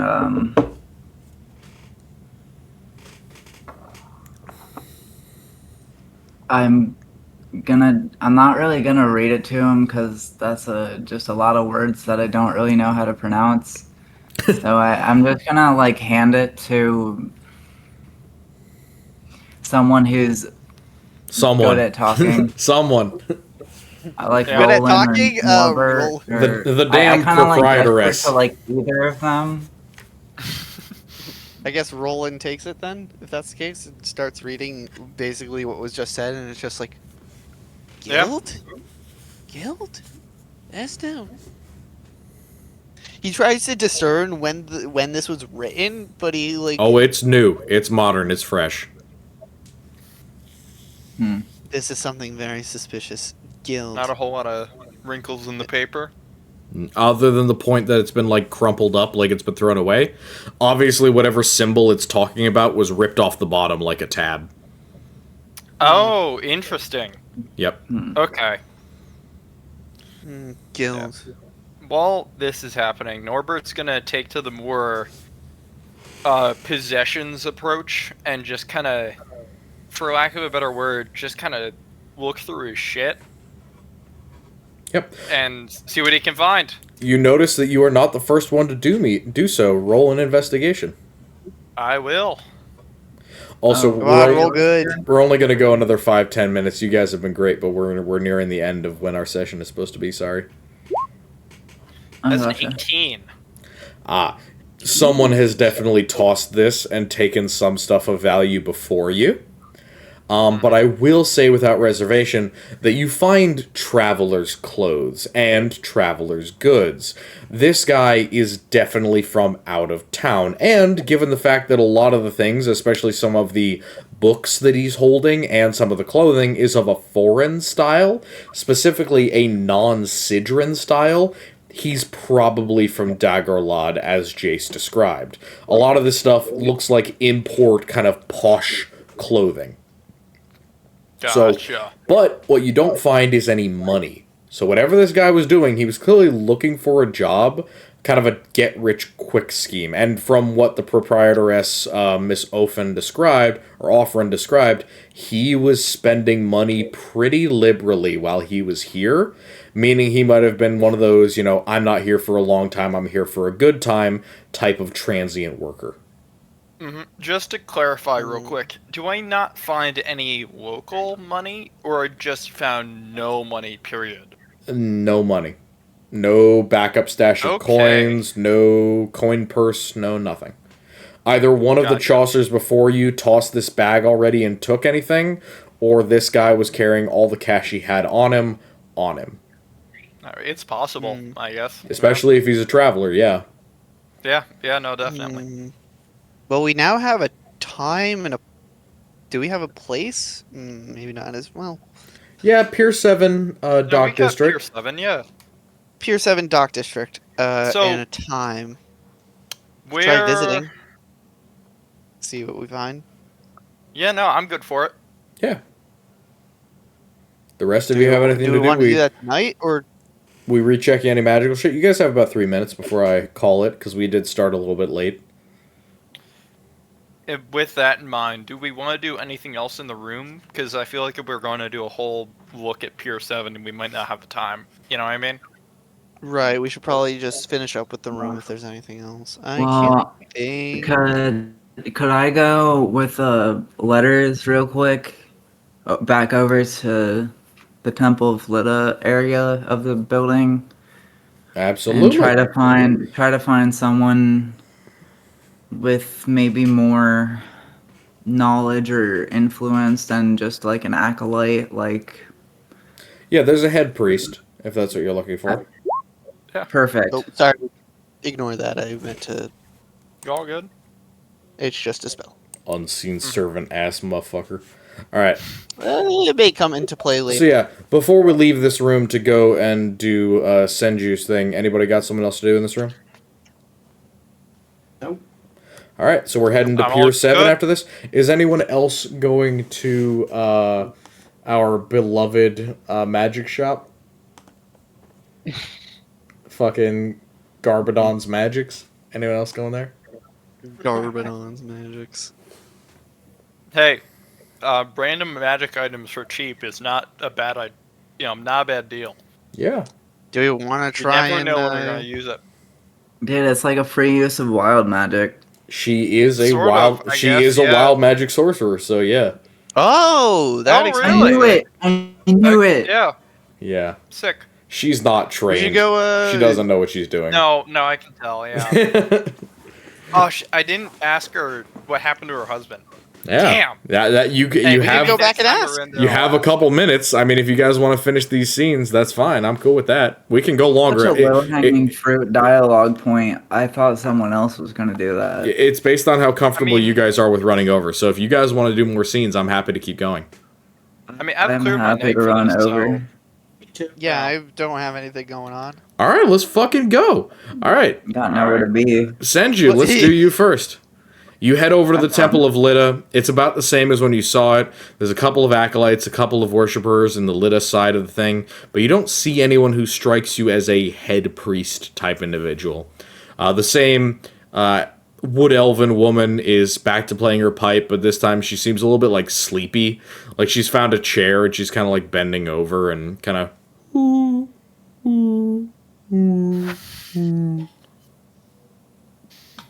no. That's fucking hilarious. Wait, what? She's tired. She's been at it all day, probably since like 5 in the morning. It's currently like 2:30 to 3 in the afternoon. Ah, fair enough. That is nap time. That's my fucking schedule. Yeah. No, I'll that's tell you fair. what, I That's go to fair. sleep at 3 in the afternoon and I'm happy. Oh yeah. Yep. So there's not even. I don't even find like even like higher ranking priest, if not like. You don't see anyone who you could obviously identify as a high-ranking priest, but granted, you don't fucking know what to look for. Yeah. You could try and roll religion to figure it out. I mean, I can certainly fucking try. You're damn right. You're holding a bunch of love letters and shitty poetry. Let's see where this goes. Yeah, I'm sure this is gonna be an enlightening conversation. Always a great combo. This is gonna be. I got a 16 though. All right. Oh, You get the distinct feeling that since the altar is out here, there probably is an inner sanctum of some kind that is not public, that belongs to either one or both temples. So while this is like the public face of these places, there's likely an office of some kind for whatever head acolyte or priest or even cleric actually runs this side of the temple. Can I, if I just like walk past the courtyard? You can't see any visible door. Hmm. You might want to Damn, add. I bet there's some magic shit or something. Probably. You want to cast detect magic? I mean, I should still have my detect magic. It's 10 minutes. I think it would take you guys a little bit of time to make your deductions and then head over to the Temple of Lita. But sure, yeah.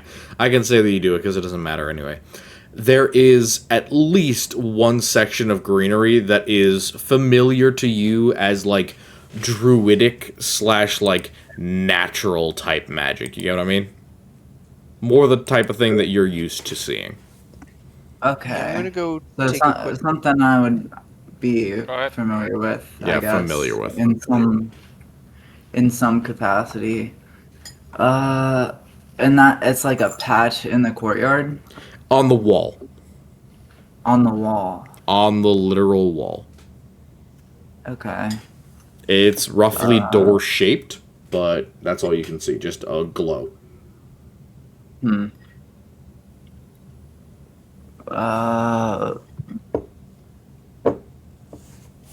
Can I touch the wall and see if there are any like discrepancies? Is there like a secret Yeah. brick that I push in to The stones open the stones seem a little bit loose, but they are still resistant to your push. As if they're being held in place by something. But it's not mortar, they're not like bricked together. Okay. The classic problem of every D&D party. A door. Question: Are we with Senju. Senju? Sorry. Are we with them or no?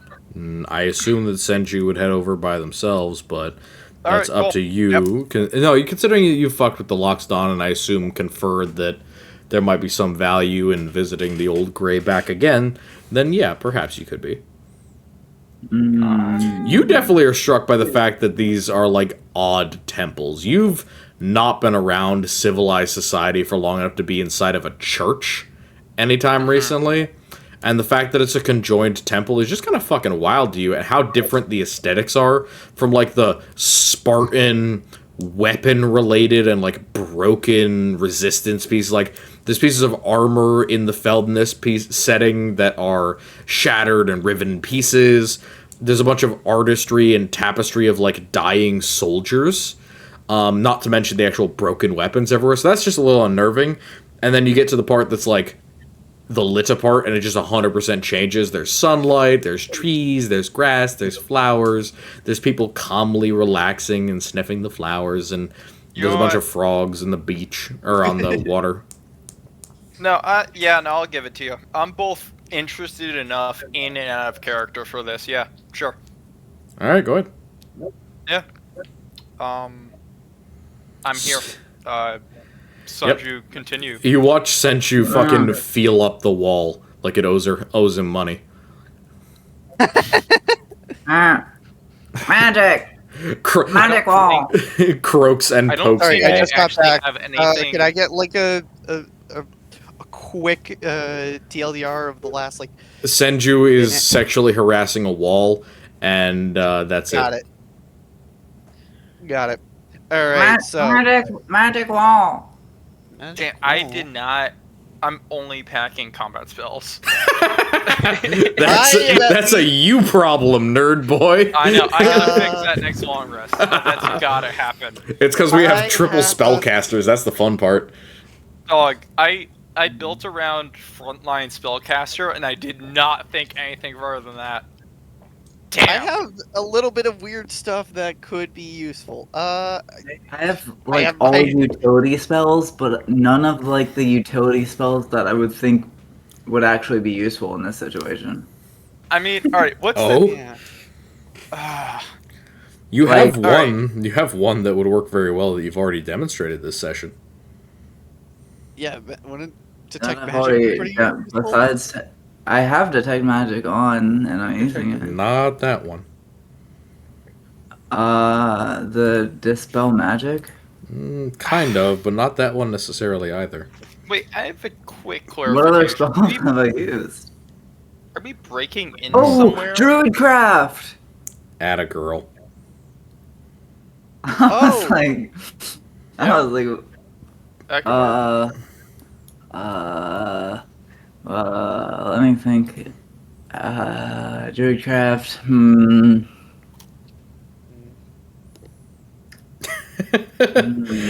I love to hear the actual click clack as the small gears in your brain start to turn. The small gears. The small gear. Hey, small gears are more efficient. Small gears are more efficient than large That's gears. fair.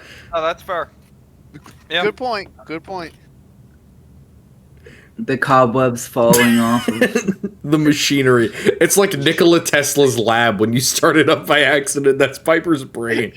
just a bunch of electrical arcs going off, doing nothing. You have smoke billowing out of Patrick's brain right now. Exactly.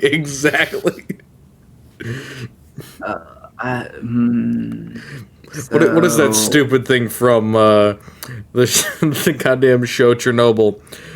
What consumes 20 tons of coal an hour, gives off tons of smoke and dust, and cuts an apple into 3 pieces? A Soviet machine designed to cut apples into 4 pieces.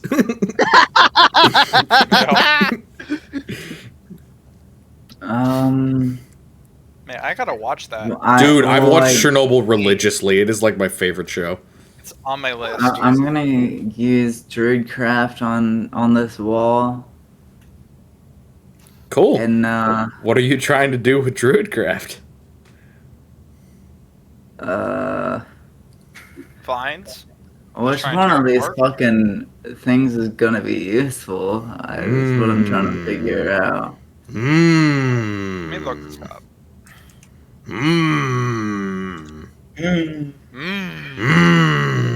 I could make flowers on it. I don't think that's gonna do much. Make flowers. Please make flowers. Make flowers. Oh yeah. Okay, and make a bunch of flowers. Alright, so as you command flowers to bloom from the stone, you watch as through the gaps between all of these bricks, there come several tiny tendrils of sun-seeking flower that seek to spread their pollen out and into the open air. They come through the bricks as if there were some sort of plant on the other side. Wait, actually. Oh, No, that's Oh. Could metagaming. Never mind. I actually wait? I have a question. Could I cast light? Yo ass ain't here. Wait, Oh, could shit, I? really? You Could I- are going to see an adorable and socially awkward Loxodon in her shop she inherited from her husband. So Wait. Oh, all right. Hell yeah. Wait. So can I use Druidcraft again and try to make it all die, or all like start to wither? So maybe like the Yeah. bricks will like fall away. yeah, you can. I have an idea on that. Could I do create bonfire and try and... No, that's just going to set the brick wall on fire. That's not going to do shit. Yeah, I don't. Also, are really you sure you want to recommend- cast Create Fire in a literal, like, semi-druid's grove? Yeah, in the midst of a No, string actually, of no. marksman Now that you attacks. say that out loud, no. Probably not a good idea. No, Yeah. no, thank you. Yeah, to be clear, these Especially people right in are front of- clerics and not druids, but they still hold nature as, like, holy. You do notice And that as they're- you're fucking and with they're the also- wall, several of the acolytes look over, and, like, they're more curious than they are upset. Like, what the fuck you doing, little bird man?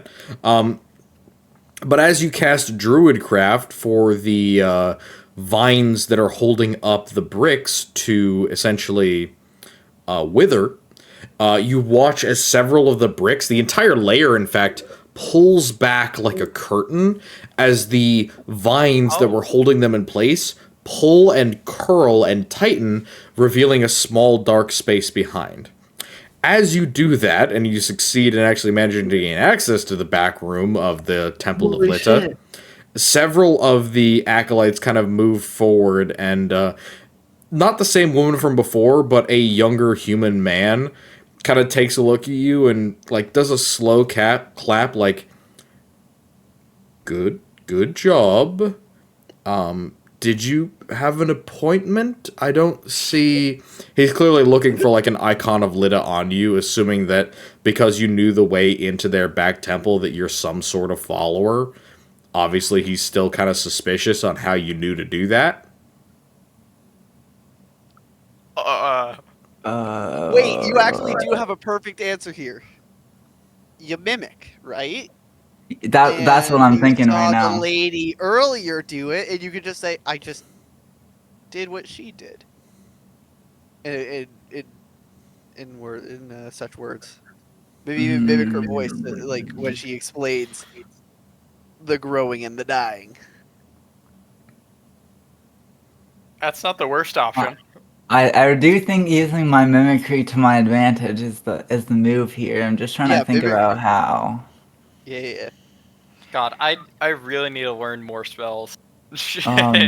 We all need to learn more spells. Don't worry, man. I got Congratulations, my spell man. spell list is a little goofy. I got like Unseeds. I got fucking Eldritch Blast, of course, because Warlock.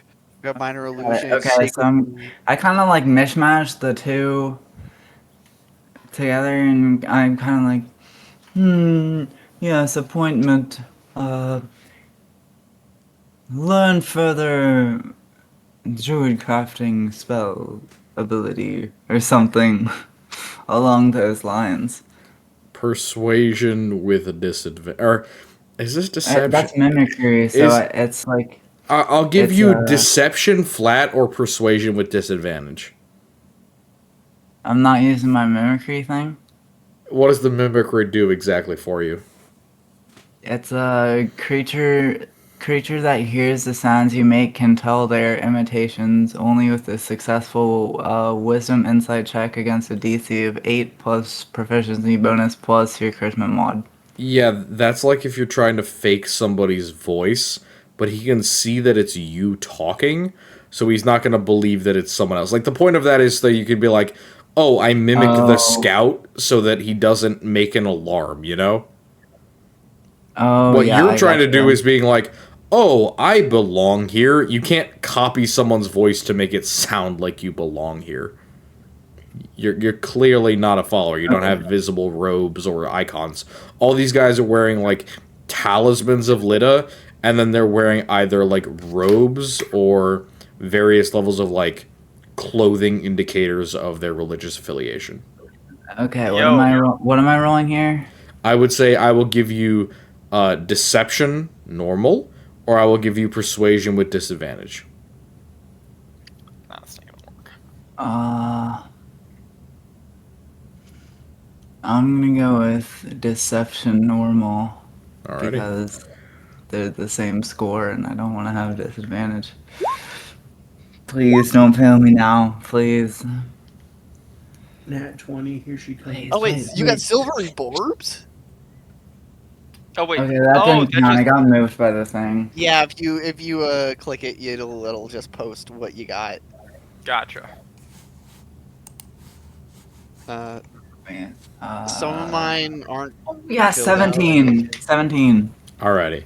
So he looks at you, sees that you're a bird, considers that part of the natural world, looks over to the ranking member of the actual people here, who is that lady who you talked to before, and she's basically already asleep. So he shrugs and says, "Well, I suppose if he's waiting for you, then go on ahead." But he looks to the other two.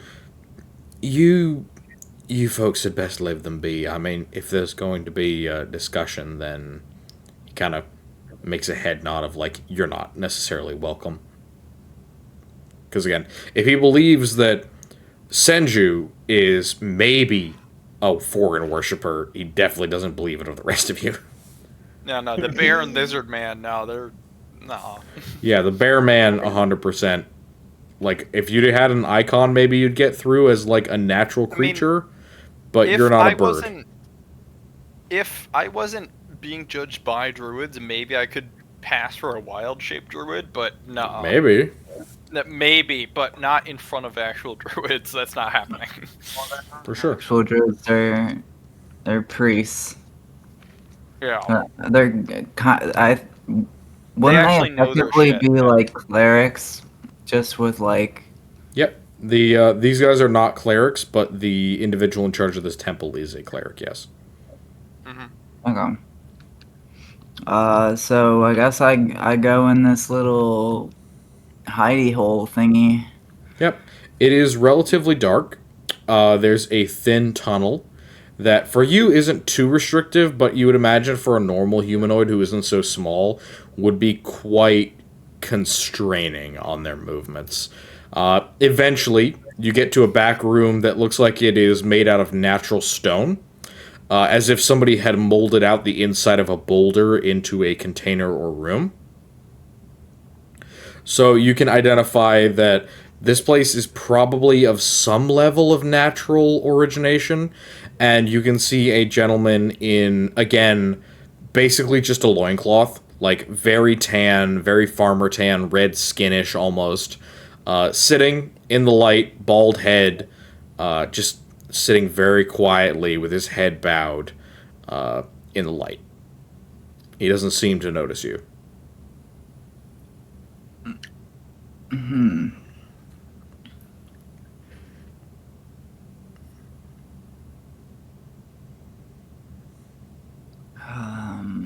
Okay. Give me a second to think about what I want to say here. Congrats, you've discovered a High Priest of Litta. You are one of the few people to see a cleric in all of Sidra in recent years. Who wasn't, like, ill or about to die. That would be really awesome if I, like, knew what that was. in character, yeah. In character? That would be, like, pretty cool if I knew what that was. Yeah, so in character, it's cool. What else? I mean, I definitely can get the gist that this person's probably important, considering they're hidden behind a secret wall that you need a very specific mechanism to unlock. Mm-hmm. So, I definitely know this person's important. Absolutely. So, I want to pick my words carefully or my very limited supply of words. Yep. Be careful. The rest of you get ready to probably head to Garbadons, I assume.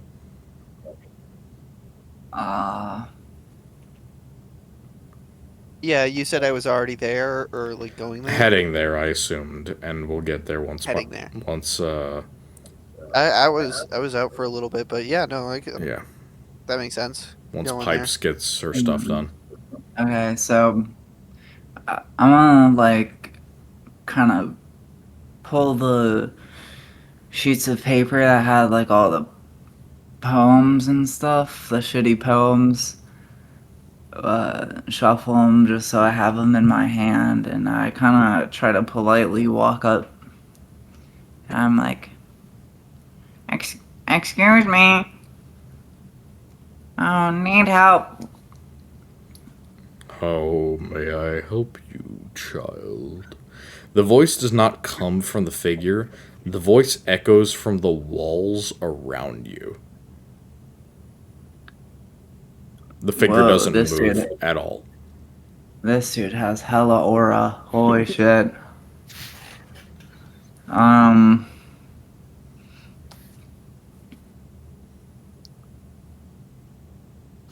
looking for missing person. Say his He- name, you know his name. Oh, His name was like Flynn. well, Beck. He had these, and I kind of pull out the. Well, I guess I already had them out, but Yeah. I present these letters with the crest of Lita. Yeah. You Please, need help. you see for the first time this figure doesn't seem to be like breathing or moving. He's gone full Tibetan monk to the point where he's just stasised for a bit. And he finally takes a breath and does like a half turn to look at what you're looking at, and then nods his head as if he was just confirming something to himself. And he says, "The young man." And this time he does actually move his mouth, turns around to you, and really acknowledges your existence for the first time and says, "The young man next door." Yeah. When I'm back. He is one of those who have gone missing, then. Yes. Looking for him. Well, there are those who have done similar, but I can say no more than they did not ask. He came through my temple, and he made certain discussion with some of my acolytes, particularly Sister Gertrude and several of the other younger ladies were sent similar discourse. I know no more than that. He paid. He did indeed donate to the church, but I have not seen him for several days, and I am to understand that he has not been seen in the inn for at least a day, which is abnormal. As I see you, that means that others are looking for him. I am sorry I cannot offer you more than this.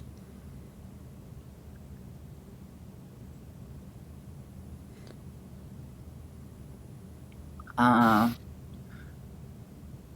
guess I just kind of sort of look down, dejected, and He takes a little bit of a piteous look and he says, "Young people always try to find the easiest way out. Conforming to nature always takes time that the young do not have.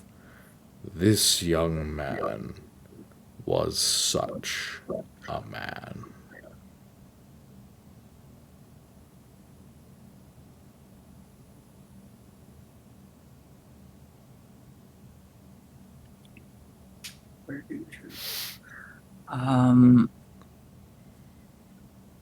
The Time. He no time? Yes. He seemed like a very hasty youngster. You can see this guy doesn't look much over the age of like 30. But he doesn't speak like somebody that age. Is he human? He is seemingly human, correct. Okay. That's interesting. Hmm.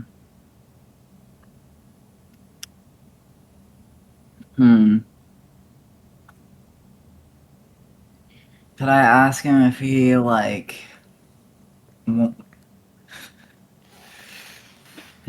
needs any help, or if there's anything I could do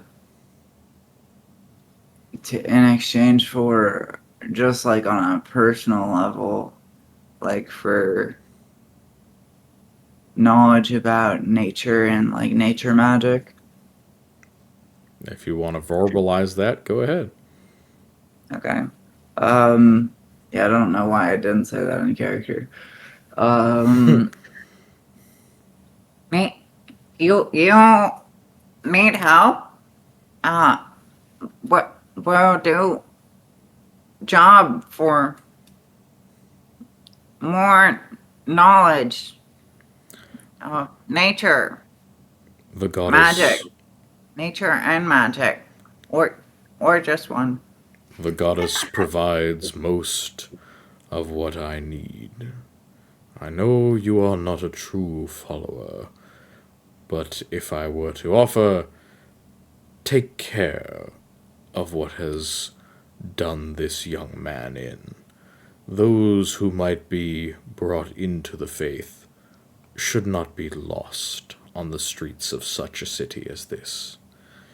If you can find but that, and cease it from its continuation, you will have our favor.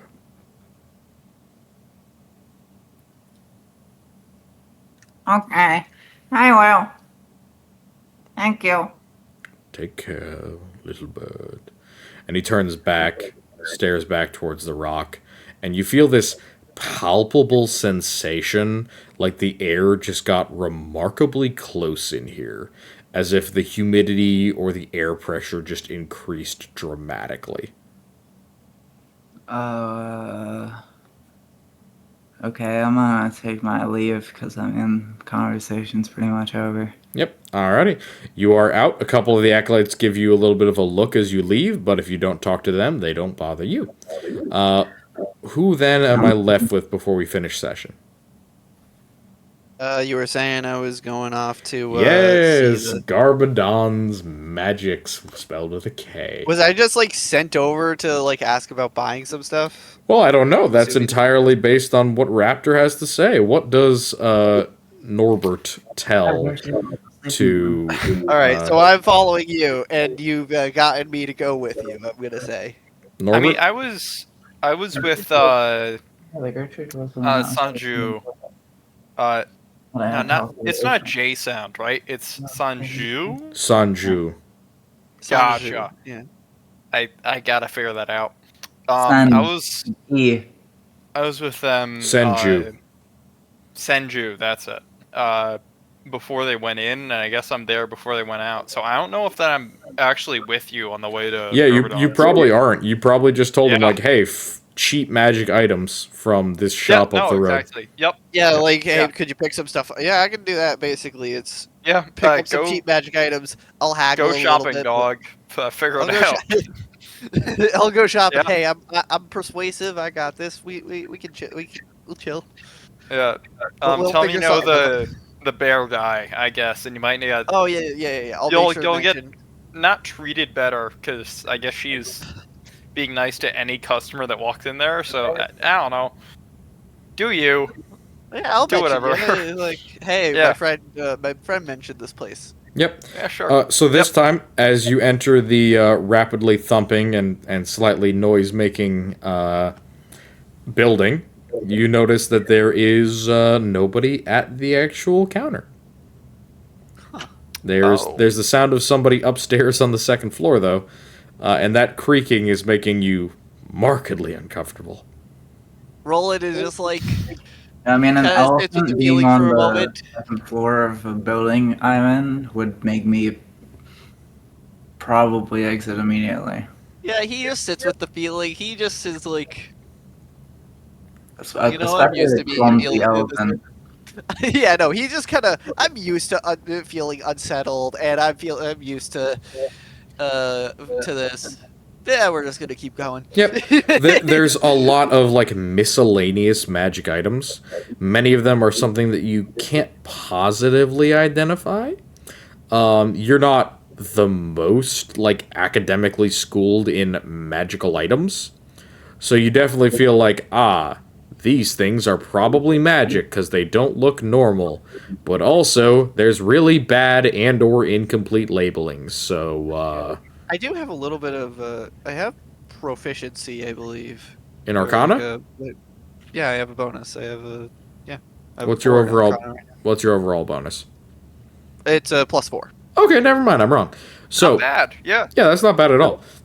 Yeah. I just keep thinking No, of wait, him no, as the wizard. +2, I think. Hold on, wait a minute. Yeah, No, yeah. To make sure you check, because I was gonna say let me check. I Yeah. misspoke, I think. charisma casters rarely have that much of a bonus in intelligence. 2 +2. Still Okay. though. Alright. Yeah, so proficiency. Above average. Yeah. Still, Yeah. yeah, still above average, still So, okay. so but, you like, you nothing- can tell that most of these items are magical, but it's much more the lower level, quote unquote, mundane magic, aka stuff that isn't too particularly difficult to understand, but at the same time, without a label, you're kind of semi-guessing at what it is. Makes As sense. you come into the building, are you calling out for a proprietor, or are you just like taking a look around first?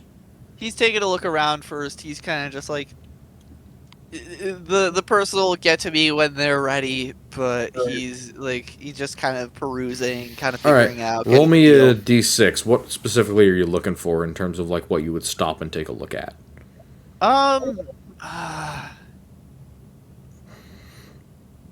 Maybe anything like healing related. Oh yeah, you know. there's a whole bunch of.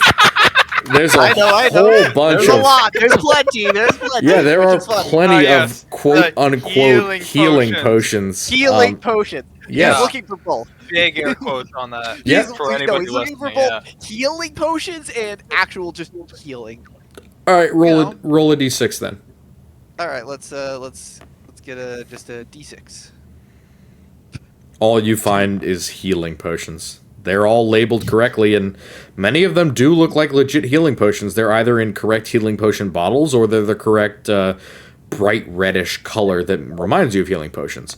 As you're browsing and kind of picking things up, you hear thump, thump, thump, thump, thump, thump, thump, as this absolutely fuck-ass massive creature hauls itself down the stairs, carrying what you can only imagine is about 80 pounds worth of books. It is a massive stack, maybe like 200 books in total. It's a huge number of books.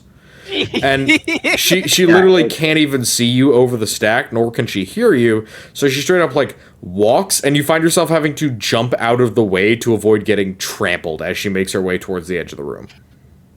Oh, he like is like, whoa. He's like kind of jumping out. Sorry. And she drops this massive pile of books, and you literally feel your legs quaver as the ground shakes. Like she just dropped a fucking heavyweight lifting championship weight. And she jumps up, she folds her hands and says, Oh, I'm sorry, I didn't see you there. Did I run into you? I'm so sorry. I was just trying to move some inventory and are you grabbing something? No, I'm sorry. I was just looking around. I was gonna get some things for my party. My friend Norbert, the werebear. I don't know if he said. Did you say werebear, or is it obvious that you're a werebear? I mean, it's obvious he's not a full bear and not a normal person. So, like, that's an apt description. Yeah. He's a Bear. man I'll say bear bear kid. person, actually. Bear Yeah. person. Yes, Man, the very man. fuzzy man. He came in here earlier, yes. Yes, he recommended this place. Oh, that's... And you see, like, a momentary upwelling in her eye that she sweeps away with her trunk. That's so nice of him. Well, uh, yes, I was hoping to purchase a few things of my own. Talk about what we could buy, what you're selling. Of course, of course. Well, I sell a little bit of everything, so have a look around. Was there anything specifically you're looking for? I see that you found our stack of potions. There's lots of those. Many people are handing those in, and they're definitely worth it. Okay, I want to actually just ask the party out of character. Is there anything specifically that we're looking for? Other than general I don't healing believe things we that I could actually have any healing potions. Like, period. You don't. We We should do not probably have buy some anything. healing potions then. He's definitely Yeah. gonna buy some of those. Anything else other than that, or any pieces of like, maybe he'll look for some magic, like other items after getting healing potions. I mean, if you can find any like mushroom related items, that would be cool. I'll say he has like a little bit of a small like mental list, kind of remembering everybody like what they would want. So Okay. yeah, that. That's fair. So, for mushrooms, you do see one unlabeled jar, which appears to have some sort of mycelia growing in it. And then you, of course, do have the many health potions that are around Yeah. the shop. So he first mentions. So first off, healing potions. Of course. We don't have any. We need some. That's no problem. We have lots and lots of healing potions. They're really they come by the shop very often. So any of those over there, and she gestures to a large rack of like wine bottle sized bottles. Any of those will suit you just fine. How much are we? They are is he asking? they are a single gold a piece. Single gold apiece, huh? Yeah. That's definitely. Alright, out of character real quick. My own estimation on this is greater healing. A wine bottle's worth of fluid is. That's not just like one gulp. That's a lot. That is. You are not downing that in 1 6-second action. I'm just saying that is not happening. That's probably like, I would think it would be multiple servings of a minor healing potion. Yeah. That would be my guess. Yeah, You, that. you have no idea. You have absolutely no idea. It is a mislabeled fair, yeah. bottle of magical liquid. You have That no was fucking purely clue. a guess. That was purely a guess. This is. I love this. You It- could be drinking a cask worth of control water, and you would never know the difference. It is essentially Fent. You have no clue what is in it. Dude, we're about to be Dog. forward on the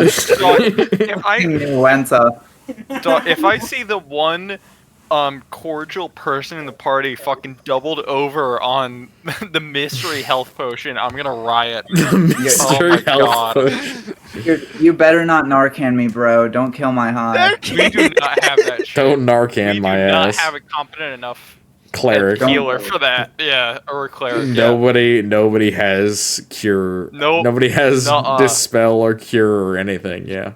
Nobody has cure. We are rolling opioid over pure there. medicine survival out here. That's it. Can I at least go up and like study it a little bit? See Roll what I me can Arcana with disadvantage. Ah, damn, that sucks. Oh 16, not bad. Yeah, that's not bad. With I disadvantage really 16. wish I.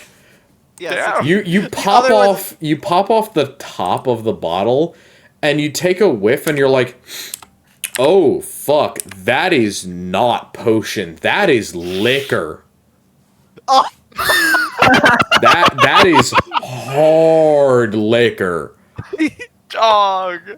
No. All right. Maybe we go. Like, Wait. we go shopping somewhere else for our actual health potions. Yeah, maybe for actual. I Maybe think he was we gonna. do that He's gonna at a Hold on, different no, location. I Is think this this like? would be really funny. I think he's gonna buy this anyway. All How right. much would You said how it's, much would normal hard you said it's alcohol still cost? red though. Normal hard alcohol is anywhere between 1 and 10 silver pieces per dose. From the size of this bottle, it's multiple doses of whatever alcohol this is. So this is That's- actually worth more That than is 1 a gold. steal. In theory. Wait. It's a steal. In theory, yes. In theory. Of what smells like alcohol, yeah. Yes. You I said have it's a pretty red good. though, I right? think this No, is yeah, pretty it is easy. bright red, correct. It is okay. all That's right, that's concerning. much more concerning. Yeah. That's really concerning. I Right. think we should buy it though, just like Yeah, for shits and we're- giggles. I'm still Yes. buying this. Yeah, Alright. feed it to Gaz, he'll drink it. She absolutely ball. she smiles and he says, "Wonderful! I'm so happy. That's the second sale I've made today. That's the Oh, best." that's great. And I was hoping, something over there. The jar of what looks like mycelium. Oh, caught my eye I'll for one of my friends. I'll throw that in for free. Oh, thank you. How you wonderful. don't- That's very kind of you. Mm-hmm. All right, so that's a gold piece from you. Yep.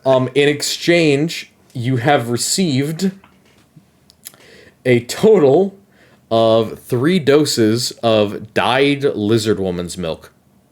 Oh hell yeah! There we go. Yeah, we're winning. Huge win. I'm gonna say, like, kind of taking another whiff, and it's like, that is a gold very much well spent. That's some Thank you so creamy much. liquor right there. All right. He's not gonna say that, but he's gonna he's gonna cork it up, cork it. Yeah, you pop a I think he fucking would cork in it, obviously, nerd. have Yep. Yeah, he has like some bag, so he puts The it all. the other in thing, there. the jar is literally a jar of rotting meat that has grown mushrooms. So it is just black mold essentially. I'm still gonna give that to. I'm Yeah. still gonna give that to the spores druid. Yep. 'Cause I think a spores Absolutely. Black mold something sounds like like a great thing to give someone. So as To a as spores that druid, occurs, yes. Anybody else? No. yes, as that occurs, I think we can finish it off there. We've done our I shopping. don't get a hug from the. I don't get a. We will Oh. assume that you are given a voluptuous hug by the very considerable Loxodon. If you'd like to ask her any questions, now would be the time. Oh, what is the mycelium thing? It Oh, is yeah, literally just black mold. Oh, black mold, give that to me.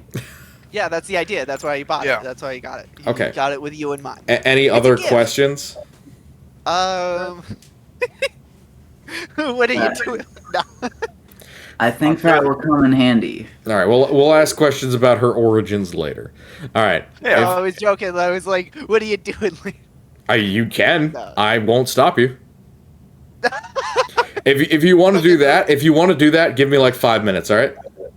Wait, seriously? I'm dead serious. Romance. I actually encourage people in my campaigns not just to romance, but to actually form like actual relationships with NPCs. So yes, All right. You know All right. what? He's gonna be if nice, you're- and it's like if you're gonna do that, give me 5 Why minutes. not? All right? that's hilarious. Yeah, give me a minute. This I'll be right back. All right.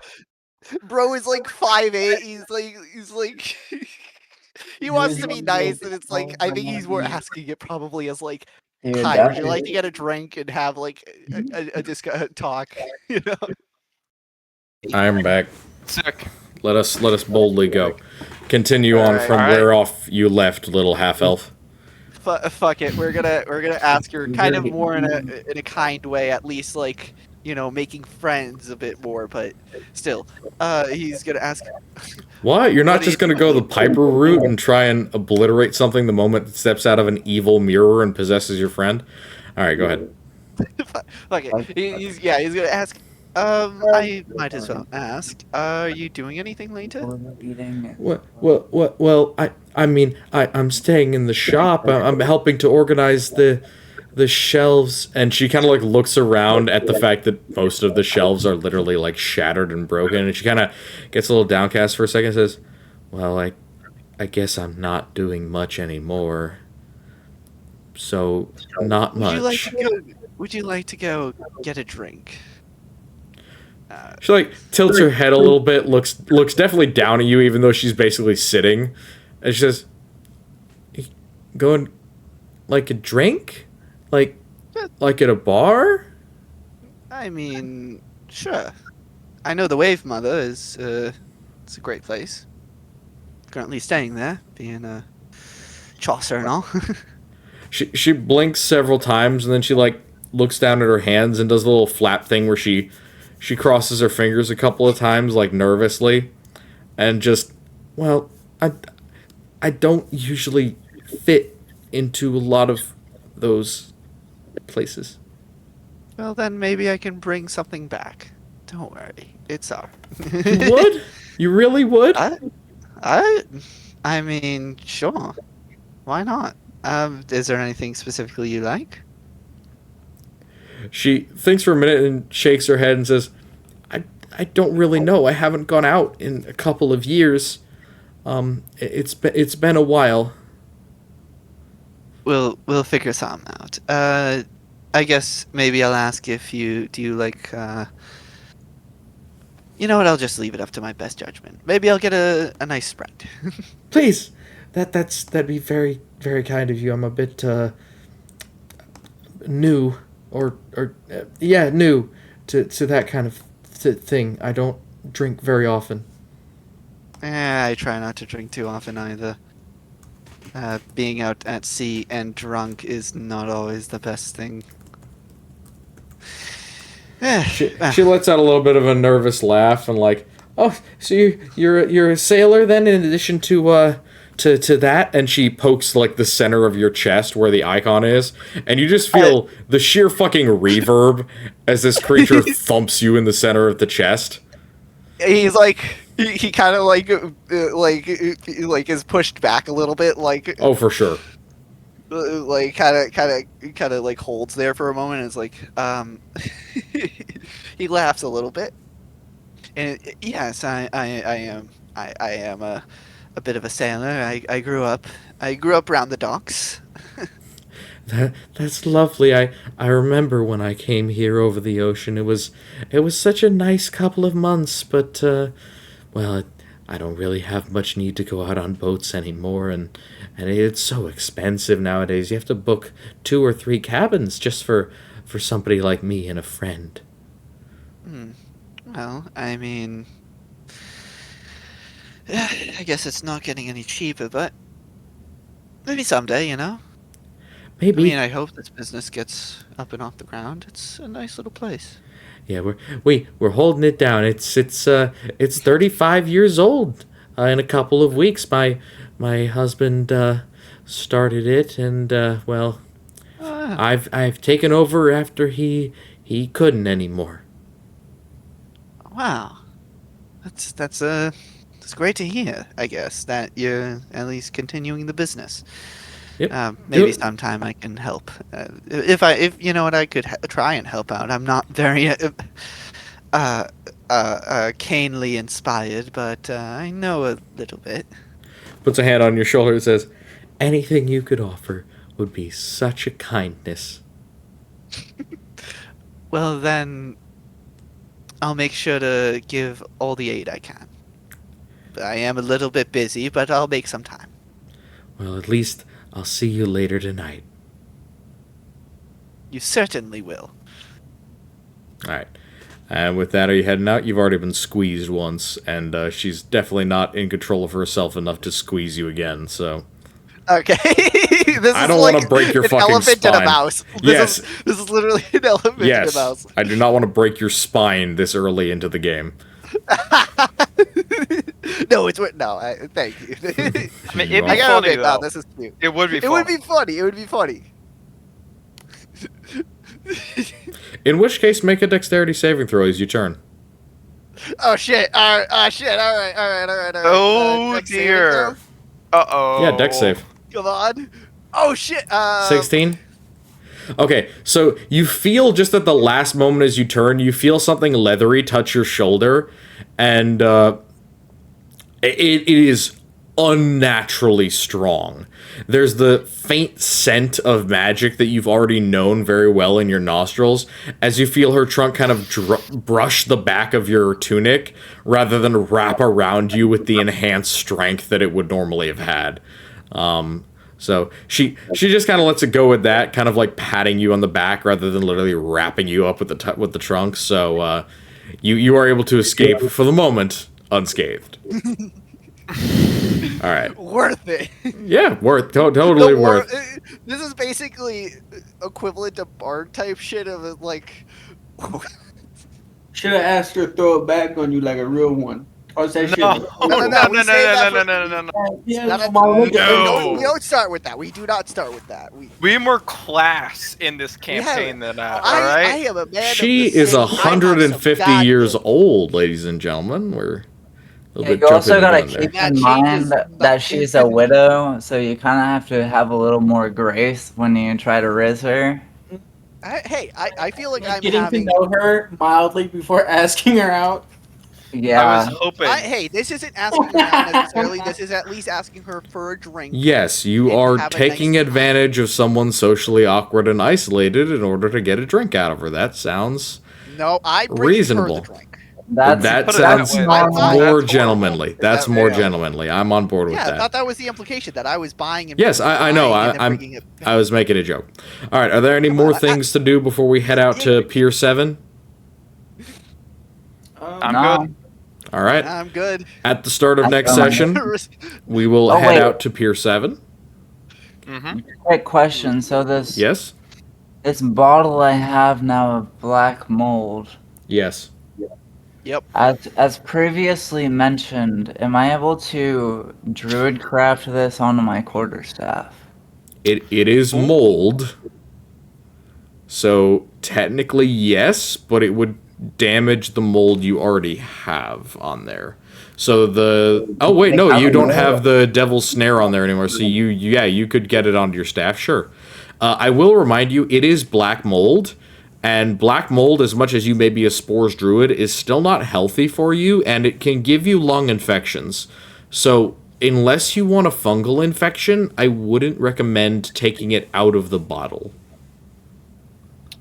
Okay. I mean, you get a tolerance at some point. You do not get a tolerance to fungal infections. That's not how fungal infections work. Yeah, That's- I the guess fun I'm just built different. Goddamn. you. Come on, Spores Druid would have to have some natural. Forest druid's gotta have like some kind not of every tolerance. mycelia has access to infectious spores. May Yeah, I but just there's be plenty. really clear, real quick? I'm fucking with.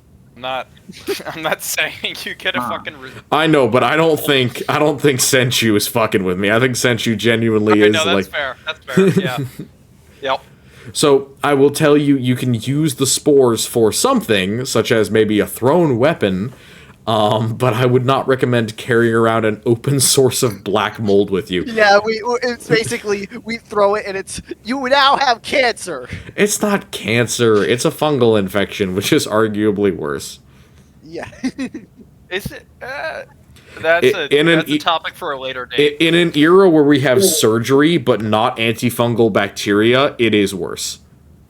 I would Don't argue worry, I against have that, lesser but restoration. We'll be outside of fine. the I have campaign. cure wounds. Yes, It'll be we fine. can argue. I think both cancer and fungal infections would probably be something that lesser and greater restoration can deal with. But I would just argue that a fungal infection that gets too far is going to travel quicker than cancer most of the time. Oh yeah. Probably, yeah. Yeah. I still think. I mean, I was just thinking if I'm like in a ventilated space or outside, I mean, would I really get a fungal infection? You'd be spreading spores to the people around you, and considering that you're a bird, which, as I remember, birds are particularly vulnerable to fungal infections. For the same reason that, like, bats are vulnerable to fungal infections.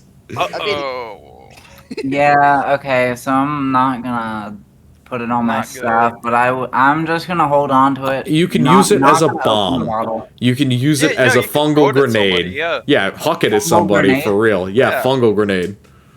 Dude, that is fucking That's fucked up. I'm on some Saddam That is Hussein vile. shit. Yeah. Like, Yeah. Can you imagine getting a spell All right, does well- extra wars with it? All right. Garbage. So, were there any final questions before I end off for the night? I am good. Yeah. All right. This has been an interesting session. Yeah, no, this is exactly how I wanted this to go. This has been perfect. I'm glad that you're happy, and I'm happy as well. All right. So, with that said, if there are no further questions, wait, yes. could I use that as a one-time use and use that like with my halo of spores? Yes. Badass. Okay. Oh, that would. Oh, yeah. Yes, I will Wait, permit what you Halo to of use it Spores as do? a Halo of Spores thing. Let's fucking Huge. go. What Massive. does Well, Halo of that Spores give- do? Would that give a different effect? So, what does your normal Halo of Spores do? When a creature you can see moves into a space within 10 feet of you or starts its turn there, you can use your reaction to deal 1d4 necrotic damage to that creature unless it succeeds on a con saving throw against your spell save DC. Yeah, I would just make it automatic. They take a d4 damage once they get within 10 feet of you if you throw the fucking thing at them. Okay. They wouldn't get a That's not- save. It would just be automatic necrotic damage. Could I still use... Would that require using like an extra bonus action or action? No, it would require the same action, but you wouldn't use any resources. So it would require a reaction, but no resources other than using up the jar. Okay. Well, yeah. Okay, so just the reaction that it normally does. Okay, that's sick. Yeah. All right. That is- If that's good with you, you can mark that down on your sheet. We have met Lindsay Garbadon of Garbadon's Magics. And we have met several of our other NPCs. Once again, for the rest of you, I will be modernizing and updating the maps. We'll be moving on to next session, probably heading towards that trail that was left by our erstwhile missing person. And we will be heading more into the depth of it. Also, next session, we will be leveling up at the end of the session. Massive. Yes, so as I said, every other session we will get a level up. My hope After is next that we session. can continue a good pace with that. If we have to go an extra session, it will just be because it was a mostly travel or a mostly side quest session. But if it is a main quest session where we are on the grind, I will give you a level up every other session. All right? All right. So at the end of next session, you will get a level up. Hell Good. yeah, level 4, big ups. Alrighty. Huge. Lord, Gotta love the huge. ASI. Thank you all so Feet. much. We got the Or- ASI. Oh wait, yeah, I'll be able to get to level. I'll be able to make my charisma 20. There Get a you level Yeah. go. plus 5 to Yeah, my there my Yeah. Eldritch Blast.